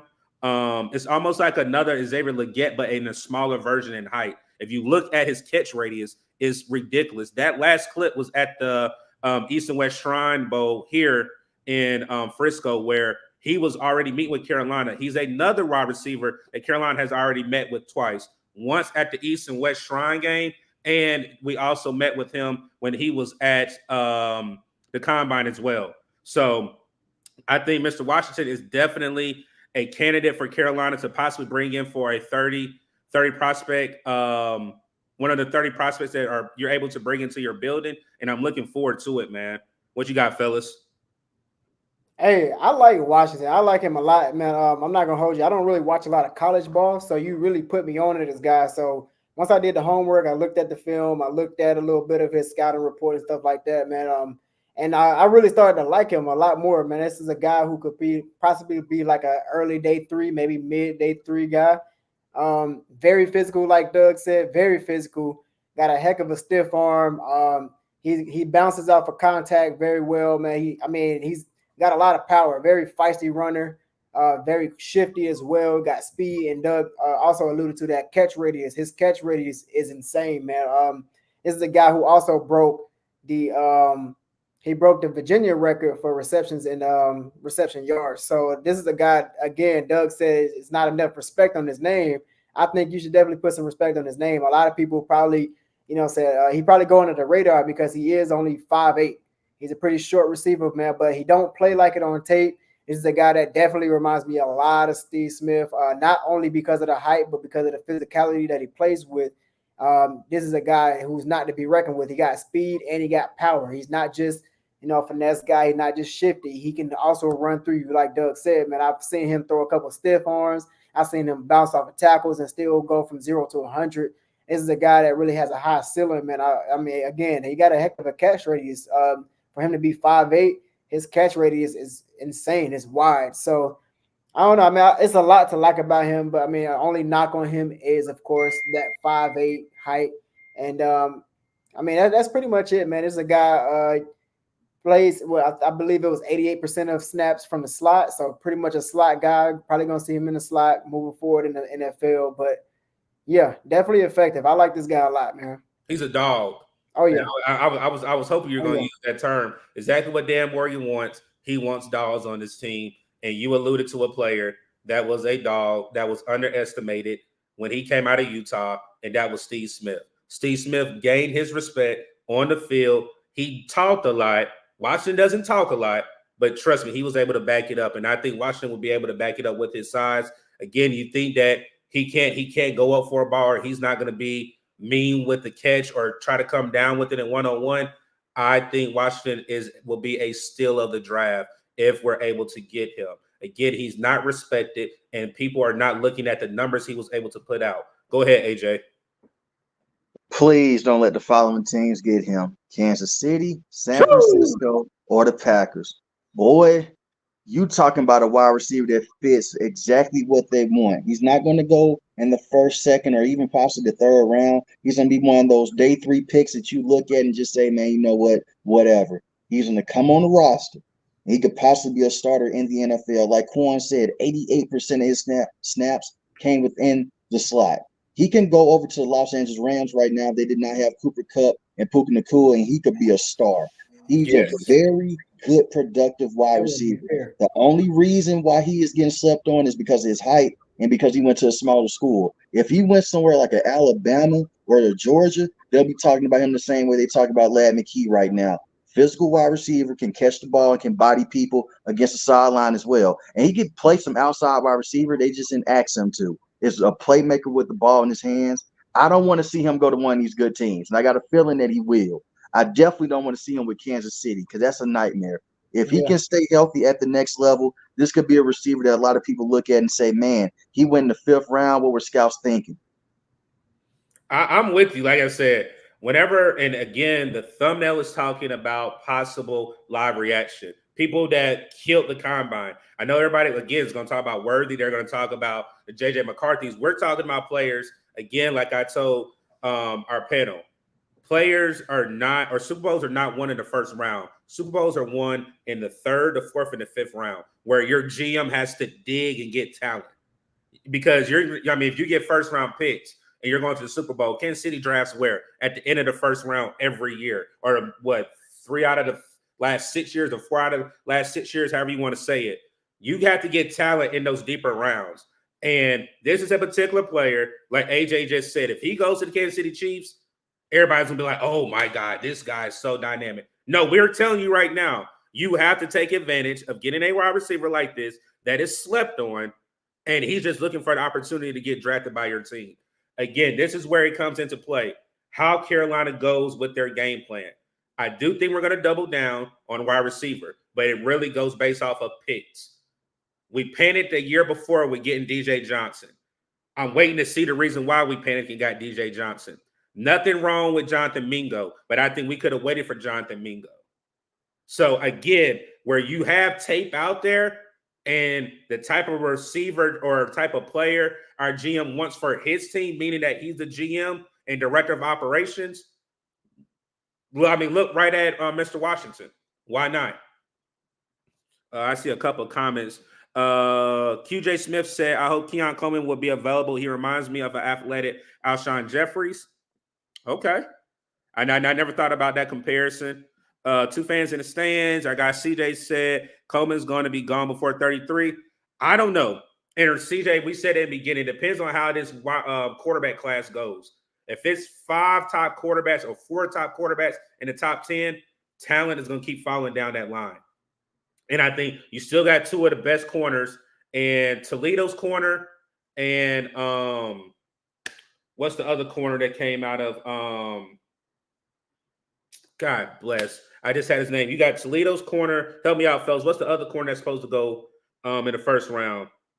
Kool-Aid McKinstry? Not Kool-Aid is supposed to be one, but it's another one. It's another one. God bless. Terry and Arnold for Bama? He's another one, but it's not. It's Toledo, and it was another one because they were talking about them coming off the board as the first two corners.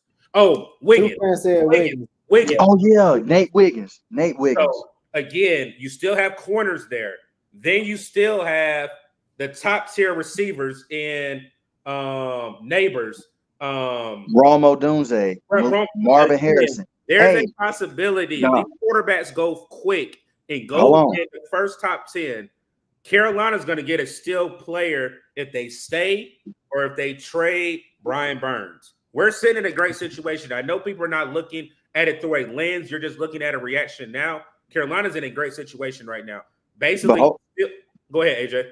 But hold on, though. You got Brock Bowers, too, in those tackles. A lot of teams need offensive line. Is going to fall. Yeah. It's going to fall. Talent is going to fall. Carolina's sitting in a great position. A great position. Because you look at the Jets, they need another wide receiver, but they need offensive line help. They're going to get O-line. They're going to get O-line. They just let is it Beckinen or whatever the left tackle was, they just let him go. And they just let one of their guards go. Trust me. They're going to get talent. They're probably going to get off. They're probably going to get the offensive lineman from Notre Dame. If he falls before the Jets can get him, he'll be off the board. But if he falls with the Jets, he's going to be a Jet. Then the Titans, they need offensive line help too. So I'm telling you, we have to really look at the board, and I can't wait till we do a mock draft before the draft where we can actually show how much talent can fall. And when these rumors actually come out that particular teams are meeting with particular players, we can start putting one and one together and figuring out this board. One more thing about that too. Me and Doug talked about this too. Michael Penix is a wild card. He might sneak in. He could be a first-round pick, possibly. So you never know. So I would say this. Michael Penix may be wearing the same type of purple. That's what AJ's talking about. If Kirk Cousins does not go to or stays or gets retained by the Minnesota Vikings, I can definitely see Michael Penix being a Minnesota Viking. And if you look at their quarterback coach and Josh McCown, he has not did a lot of videos lately about which quarterback that he likes. But I'm definitely looking forward to figuring out which quarterback he's very high on because it can show their hand if they do not get Kirk Cousins back in Minnesota, man. So I think the Panthers, they're top of the second round. It's basically a first-round pick. We always say this every year. So basically you still are in that first-round territory. You're just in the top of the second round. It's going to be elite talent, I believe. Just like last year, there's always someone that slides out the first round. Will Levis was supposed to be a first-round pick last year, and I agree with that. Slid all the way to the second round. Joey Porter Jr., possible first-round pick last year, slid all the way down to the second round. Even George Pickens, a couple years ago, a wide receiver like we're talking about. No one thought that he would go in the second round to the Steelers, but he did. So you never know. It's always those elite guys that show up to the draft, and they don't get drafted on night one. A lot of great players get drafted in night two, rounds 2 to 3 of the draft. Happens every year. Mm-hmm. Every year. All right, so we're going to talk about another prospect. Again, we appreciate everybody pulling up. We're possibly in the last 20 to 30 minutes here on the live. Again, definitely tell everybody we're live talking about NFL Combine. This particular guy has started getting traction when he was actually at the Senior Bowl. One of the best corners that they were saying, basically he was locking up all the wide receivers at the Combine. At the Senior Bowl before he made it to the Combine.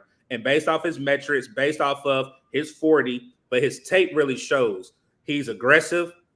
He already does one particular technique that we love here at Carolina, which was the peanut punch with Peanut Tillman. And he has great ball skills. I think this gentleman right here, outside of the corners that we already talked about, can be another steal. And we're going to welcome Mr. Cam Hart to the show. Just solidify the film. I feel like I put everything on film. Showed it on fast, showed it on quick. And I can do everything on feel like I'm the most athletic corner in this draft, and just a little backfield. Pressure looks like all Williams flings this football out. It's caught and then immediately hit Jackson. He was stuck as soon as he caught it by Cam Hart, and Hart wouldn't let him go.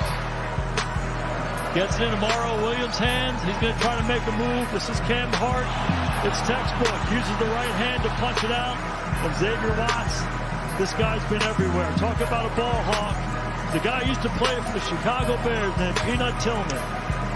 He was the master at that right there. Cam Hart.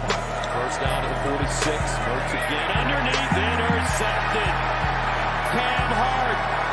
Sideline.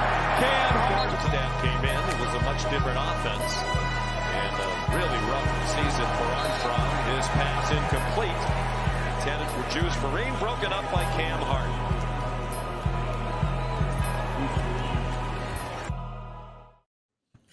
Breaking down Cam Hart's film for me was I was just oozing, because one thing I was able to do whenever I was at Arkansas State was work with DBs. His hips, his technique, his opening of the hips, his hands. He's the type of corner that I would have loved to have been able to see live in action. Just looking at when he played USC, he had to go against Jerry Rice's son. He definitely clamped that particular game.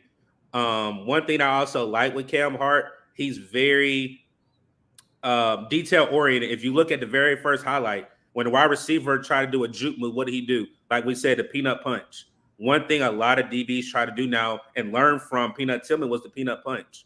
I really think going into the draft, I was high on Wiggins. Quan is a Clemson fan. We were going to talk about Wiggins, but when he pulled up with the hammy, I said, Quan, look at another corner that was getting traction back in Mobile, and Mr. Cam Hart. I think Cam Hart can definitely help this DB room. Going alongside D-Jack, what are we going to do with Dante Jackson after this year? You do have J.C. Horn. If he does have a good year, could Cam Hart and J.C. Horn be a tandem in the backfield? And you still have C.J. Henderson, who I possibly think would be a cap casualty. So I think we will have to address that room as well with a DB, and why not no other than Mr. Hart, where, again, he went against most of these rookie receivers and clamped them up during the Senior Bowl. So what you think, Quan? Hey, I like Hart, man. One thing I really like about him is he's very physical. This is a guy who's not really afraid to get his hands dirty. He'll lower his shoulder at any given moment, man. A short tackler. Somebody who can really set the edge well, too. Somebody who don't let anything outside of him. That's one thing I really admire about his game. He's a physical corner who's not afraid to get his hands dirty. And you see that on tape, man. He also has experience playing nickel cornerback, so he can play inside. He can play at the slot, and he can also play outside. So it doesn't matter. One thing about him, he's very competitive, and he likes to put himself up to the challenge. You heard the interview earlier. He's a guy who just from looking at his demeanor and listening to his mindset, this is a guy who is very confident in himself. He's very confident in his ability to be able to compete against these guys. Another thing, man, he doesn't really allow a lot of yak. So if he does allow a catch, you're not really getting anything after that. You're not barely going to get a yard or two. He's a short tackler, doesn't really allow yards at the catch if he does allow catches. One thing that was concerning for me, man, I did look at a couple of his games, and it looks like he can get boxed out really easily when he plays against like top receivers. It was a guy named Wicks from Virginia, man. I was looking at that game against Virginia. He was getting cooked by him, man. It was like slants that he was really just like boxing him out and catching like dots in front of him. And he was really just eating him up with that. So that was a real concern of mine. Also, his closing speed. His closing speed was a little suspect from time. I mean, for the majority of his snaps, he does do a really good job of breaking. But there was times where his closing speed just wasn't quite as fast as it should be, man. But overall, I do like his physicality. I like his confidence. Doug said he can help us here in Carolina. I definitely agree, man, especially when you got J.C. Horn on the other side. It'll make it difficult for offenses to have to worry about those matchups against him, especially when you got a guy that's versatile that can play nickel cornerback and he can play outside. So that's what I like about him. He's versatile and he's very physical. Very physical, man. I definitely think every prospect that we're talking about, they're not going to come in golden polish. They're going to have hiccups. They're rookies. They're going to have hiccups. And I really think Hart, again, depending on what we do with CJ Henderson, can help. I'll tell you another name that I think can have a bounce back year or have opportunity is Jamie Robinson. With Jeremy Chin possibly being gone now, that void is there. There's a reason why we drafted Jamie Robinson. I don't know still why with DJ Johnson, but I think Jamie Robinson can have a very productive year. Again, with Evero being the D coordinator for a second year, and we still have the same position coaches, I think it's going to be something to look for. Definitely something to look for. What you got, AJ? You're just looking for versatility in secondary at this point. Like Quan said, he can come in, can play outside, can play the inside as well. The Jeremy Chin thing does shock me because his rookie season, he was very productive. I mean, very productive. And since then, it seems like those snaps have decreased year by year by year. And now you have Xavier Woods and Von Bell. It really makes zero sense to just keep him around for high value money that he is seeking for. So if he does leave, that would hurt this team because he still is giving this team a lot of good snaps. I like to see him stick around. But like you mentioned before, it does go into question, what do you do with CJ Henderson moving forward? That's the guys you traded for from the Jacksonville Jaguars, a former first-round pick. Hasn't caught on just yet. He could moving forward, but so far it hasn't been pretty, especially when he had to step up and be the number 1 and number 2 corner for when those guys would go down. So I think getting a cornerback late in the draft would definitely help out the defense as a whole. And Coach Evero eventually is going to be a head coach. So I'm not worried about him developing defensive talent. He's done a great job doing that over the last couple of years. Even before he came down with the Carolina Panthers, he did a great job with the Denver Broncos. So regardless, I believe the Carolina Panthers defense will be in a great situation. You just don't want to reach for guys this late in the draft. Facts. Anybody else got any other comments about Mr. Hart? Nah, that's it, man. That's all I got.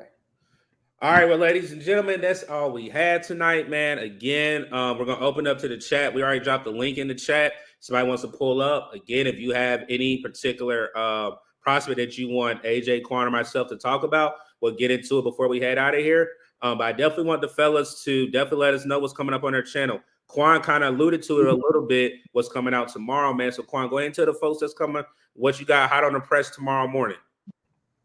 Tomorrow at 10:30 Eastern Time AM, I'm gonna be dropping part 2 to the Dave Canales film study. I did a part 1 where I broke down the wild card round against the Philadelphia Eagles, and just what Dave Canales called up as an offensive coordinator over there at Tampa Bay. We're going to elaborate a little bit more. We're going to go into the divisional round against the Detroit Lions when I drop that video tomorrow. A little bit of humor in the video as well. So I can't wait to drop that to y'all, man. Y'all make sure y'all pull up. We're going to talk a little bit more about Dave Canales and what I think he could be for this offense and how I think he can help Bryce Young develop. Yes, sir. AJ? Got some coming out with the Chargers tomorrow. Now I had to wait and see, but it's like a rebuild type of video, what should do moving forward, including Brock Bowers, Joe. I'm really looking forward to that Uncle Quan video because the last one was real good. Like I mentioned before, if you did not go out and see part 1, go see part 1. That was an excellent film study, and I expect for the video he's going to drop tomorrow at 10:30 to be even better. Yes, sir, man. Oh, yeah, appreciate that. Our guy AJ said Chris Jenkins Jr. It would be a luxury to get his son to come play for the same exact team his father played for. Does it fill a need? Yes. But where exactly do we need to draft him? I'm not sure yet. I do think we will bring him in for a 30-day visit just because of who his dad is. I don't think it's a wasted visit because his son can play as well. And it depends on that defense. Having him and Derrick Brown together, Derrick Brown has really never had a playmate or a mate like Star Lotulelei had or KK Short had. And for him to have that particular player beside him and Chris Jenkins Jr., I love that matchup and mesh up if we're able to get it. So I'm definitely open to it. Definitely think if it's at a reasonable draft stock or draft choice, yes, go ahead and pull the trigger and bring him home where his dad was definitely a Panther legend. Not an NFL legend, but a Panther legend. We did have oh, my bad. You go ahead. All right, go ahead, AJ. Now you continue on. It was just a question somebody asked earlier in the chat. Okay, I was just about to say, man, Jenkins was the first Panther I ever met, man. First Panther I ever met and had a conversation with. Just a little fun fact out there.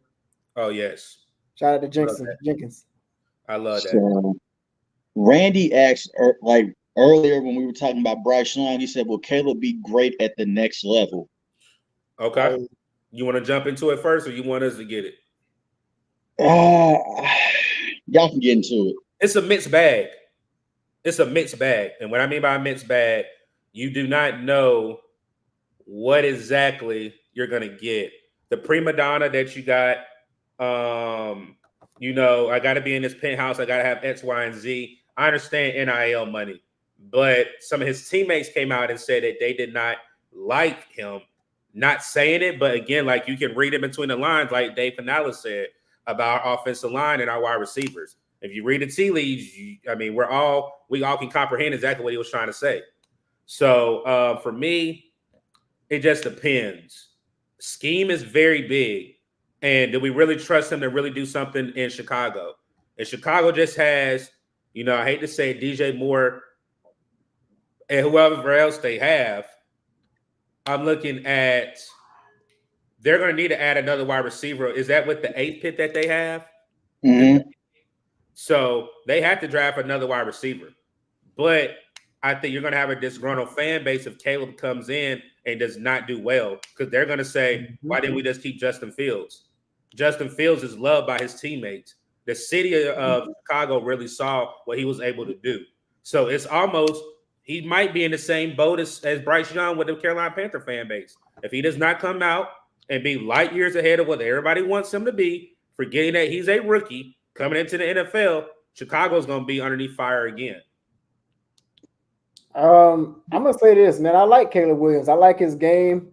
I think it can translate, but it's really going to depend on where he ends up, man. It's like Doug said, scheme is everything. And if y'all didn't see that firsthand with Bryce Young, I don't know what to tell you, man. Bryce Young obviously was a high prospect coming out of college, arguably the best quarterback. I mean, you could debate that between him and CJ Stroud, but regardless, he was put into a situation where his talents was not really, put on display. Same thing could go for Caleb Williams. If he's not in a good, situation, then those talents could easily just be, ignored. But it's all going to depend on where he ended up, man. With Chicago, let's say he does end up with that number 1 pick in Chicago. I think he would be good in Chicago. I just think it'll take some time to develop. Obviously, like Doug said, he's a rookie. We talked about this earlier.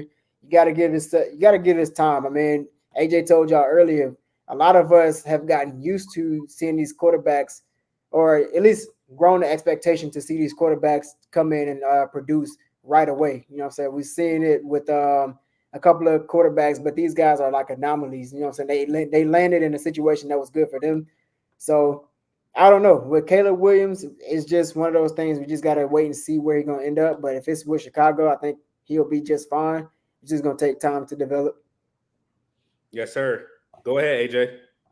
I think in the past, I said they should keep Justin Fields, continue to build around Justin Fields. There was a report that came out today. More than likely, they're going to take Caleb Williams with the first pick and going to build around him. I think Caleb Williams is a good quarterback. Obviously, he won the Heisman Trophy a year ago. This year, he had good numbers as well. The offensive line play wasn't as good, and the defense was bad. The player, I think, is phenomenal. He has the arm talent to go out there and make the crazy level throws. He can stand inside the pocket.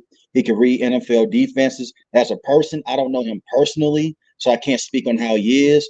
Some teammates love him. And like how Doug mentioned before, some teammates weren't the biggest fan of him. He did go out there and he did spend a lot of money on his teammates when he got the NIL deal. He was buying them cars, he was buying them stuff like that. And he was basically flaunting on people. He is a bit cocky because he feels like he's the best player on the field no matter what. You want that confidence in your quarterback, but it can be too much. Caleb Williams can come off as a bit immature at times. His favorite quarterback of all time is Aaron Rodgers. You see how Aaron Rodgers gave the Packers trouble in the past? He may do the same thing. I think the Bears will be in a good situation either way. You basically reset your clock with Caleb Williams. You'll have DJ Moore, who was a true number 1 wide receiver. Cole Kmet was a very good tight end this season. He had over 700 yards receiving, and he had 5 receiving touchdowns. Darnell Mooney is a good wide receiver as well. can't stay healthy. And that's one thing that I worry about with Xavier Worthy as well. The slender type of build of wide receivers, when they take those hits, they can't really stay healthy. If he can stay healthy, he'll have a good trio of weapons around there. But I do agree with Doug. With that second first-round pick that they have, you have to go get another wide receiver, whether it's Ramo Dunze or Malik Neighbors. Go out there and get more help for Caleb Williams and just run with it at that situation. And if he doesn't go to the Chicago Bears, the Commanders would be a horrible fit. I'm going to say it now. He'll be a bust with the Commanders. That offensive line is terrible, and Cliff Kingsbury is not a good offensive head, is not a good offensive coach at the next level. I'm just going to say it. If he goes to the Commanders, he's a bust. The Bears are his best bet. Yes, sir. Yes, sir, man. Yeah, great point. Great point. All right, we got one more player, and Quan, I'm gonna have you have it. Or AJ, if you want to speak on it, you have it. I spoke on Jenkins, Musa Muhammad III. All right, I'm gonna be real with you. I don't know much about Musa Muhammad III. I haven't really seen him play. I don't know. He's out of Texas A&M. I know Austin DJ Spin is definitely trying to see, and if it's at a reasonable reaching point to get a wide receiver, then I don't have a problem with getting Musa Muhammad III. But if it's him or Washington, forget legacy. Give me Washington. I love Moose, but with Washington, yes. And Jenkins will be, if you ask me, Doug, would you do Jenkins Jr. or Moose in the third? Give me Jenkins. Tape is out there, proven, won a natty. Definitely had to go against tough opponents in the playoff, and had a great coach to go along with Jim Harbaugh. I won't be surprised if Jim Harbaugh definitely gets him to go to the Chargers. I'm calling it right now. I would not be surprised if he's not a Charger. So with that, man, giving you guys a couple of updates. I will be on the road. I told Quan and I was going to end the show like this. I will be on the road. Mama Dukes is having surgery the week of free agency. I will be live if something breaks. I will bring the equipment with me, but I want you guys to flood the Panthers Experience with Uncle Quan and All Pro Sports Talks with AJ for content. If I do miss something, I know these fellas are going to hold you guys down. I definitely, again, will have my computer. We may do a couple of phone lives. I told AJ about it. I know Quan, I did one before, but I definitely will be back in Alabama here in a week or so, taking care of Mama Dukes. I see that, CJ. I appreciate you, man. Yeah, everything gonna go well. We already know she's in God's hands. Everything's gonna go well. Hopefully, she can finally get out of pain. But like I said, it's time now. Combine is done. Definitely expect a couple of restructures probably this week. You'll finally get the Brian Burns news, and the following Monday, it's time to rock and roll. Time to rock and roll. We're gonna get free agency. We're not gonna be waiting. I think Dan Morgan. I know that frantic look in his eyes that we say he has, but I know he has his eyes on the prize, man. So I'm definitely looking forward to the offseason getting juicier and trending up more, man. Again, I appreciate everybody that joined us tonight. Hopefully you enjoyed the show. Share once we post it, man. I appreciate everybody leaving comments. It was very interactive. We possibly will do a mock drive. I'm going to get with the fellas behind the scenes, man. But I appreciate everybody pulling up. I appreciate Quan. I appreciate AJ for holding the family down and definitely bringing their thoughts for the combine, man. All right, fellas. Anything else? Last words. Hey, I appreciate y'all for pulling up, man. Shout out to you guys in the chat. It's been a fun live, man. Shout out to my guy AJ. Shout out to my guy, What's Up, Doug, man. Y'all make sure y'all subscribe to these channels. Got some great content coming out, man. So y'all make sure y'all stay tuned. Hit the notification bell so you don't miss it. So you know exactly what we post, and you just up to date with all the videos, man. So again, we appreciate y'all. Hope you guys enjoyed the show, man. AJ, you got anything, fam? Man, go ahead and subscribe to my boy Uncle Quan's channel. Like he mentioned before, he got that film analysis coming out tomorrow at 10:30 a.m. So lock in and tap in. Subscribe to my boy What's Up, Doug, as well. Thank you for letting me be on the channel once again. Yes, Hope sir. y'all enjoyed the live, man. To me, it was a lot of fun. I know we got sidetracked a little bit with the Bryce Young conversation, but as always, man, it's a great way to just come in and just talk about some things with some great, amazing minds as well in the community. Shout out to two fans in the stands as well in the chat below. They've been going crazy well on their channel. And like I said, man, just continue to support the content creators, and we got more coming on the way. Yes, sir, man. Two fans in the stands. They are on their journey to 1,000, man. Please go over there and support our guys, CJ and Tony, man. They're almost there. They're basically with the door trying to get their foot in, man. Go over there. They're dropping great content as well. Like we say, there's plenty of love to be shared on YouTube, man. So definitely go and show them those fellas some love. As we always say, what's up, Doug? Stay blessed, stay safe. One love. We're out.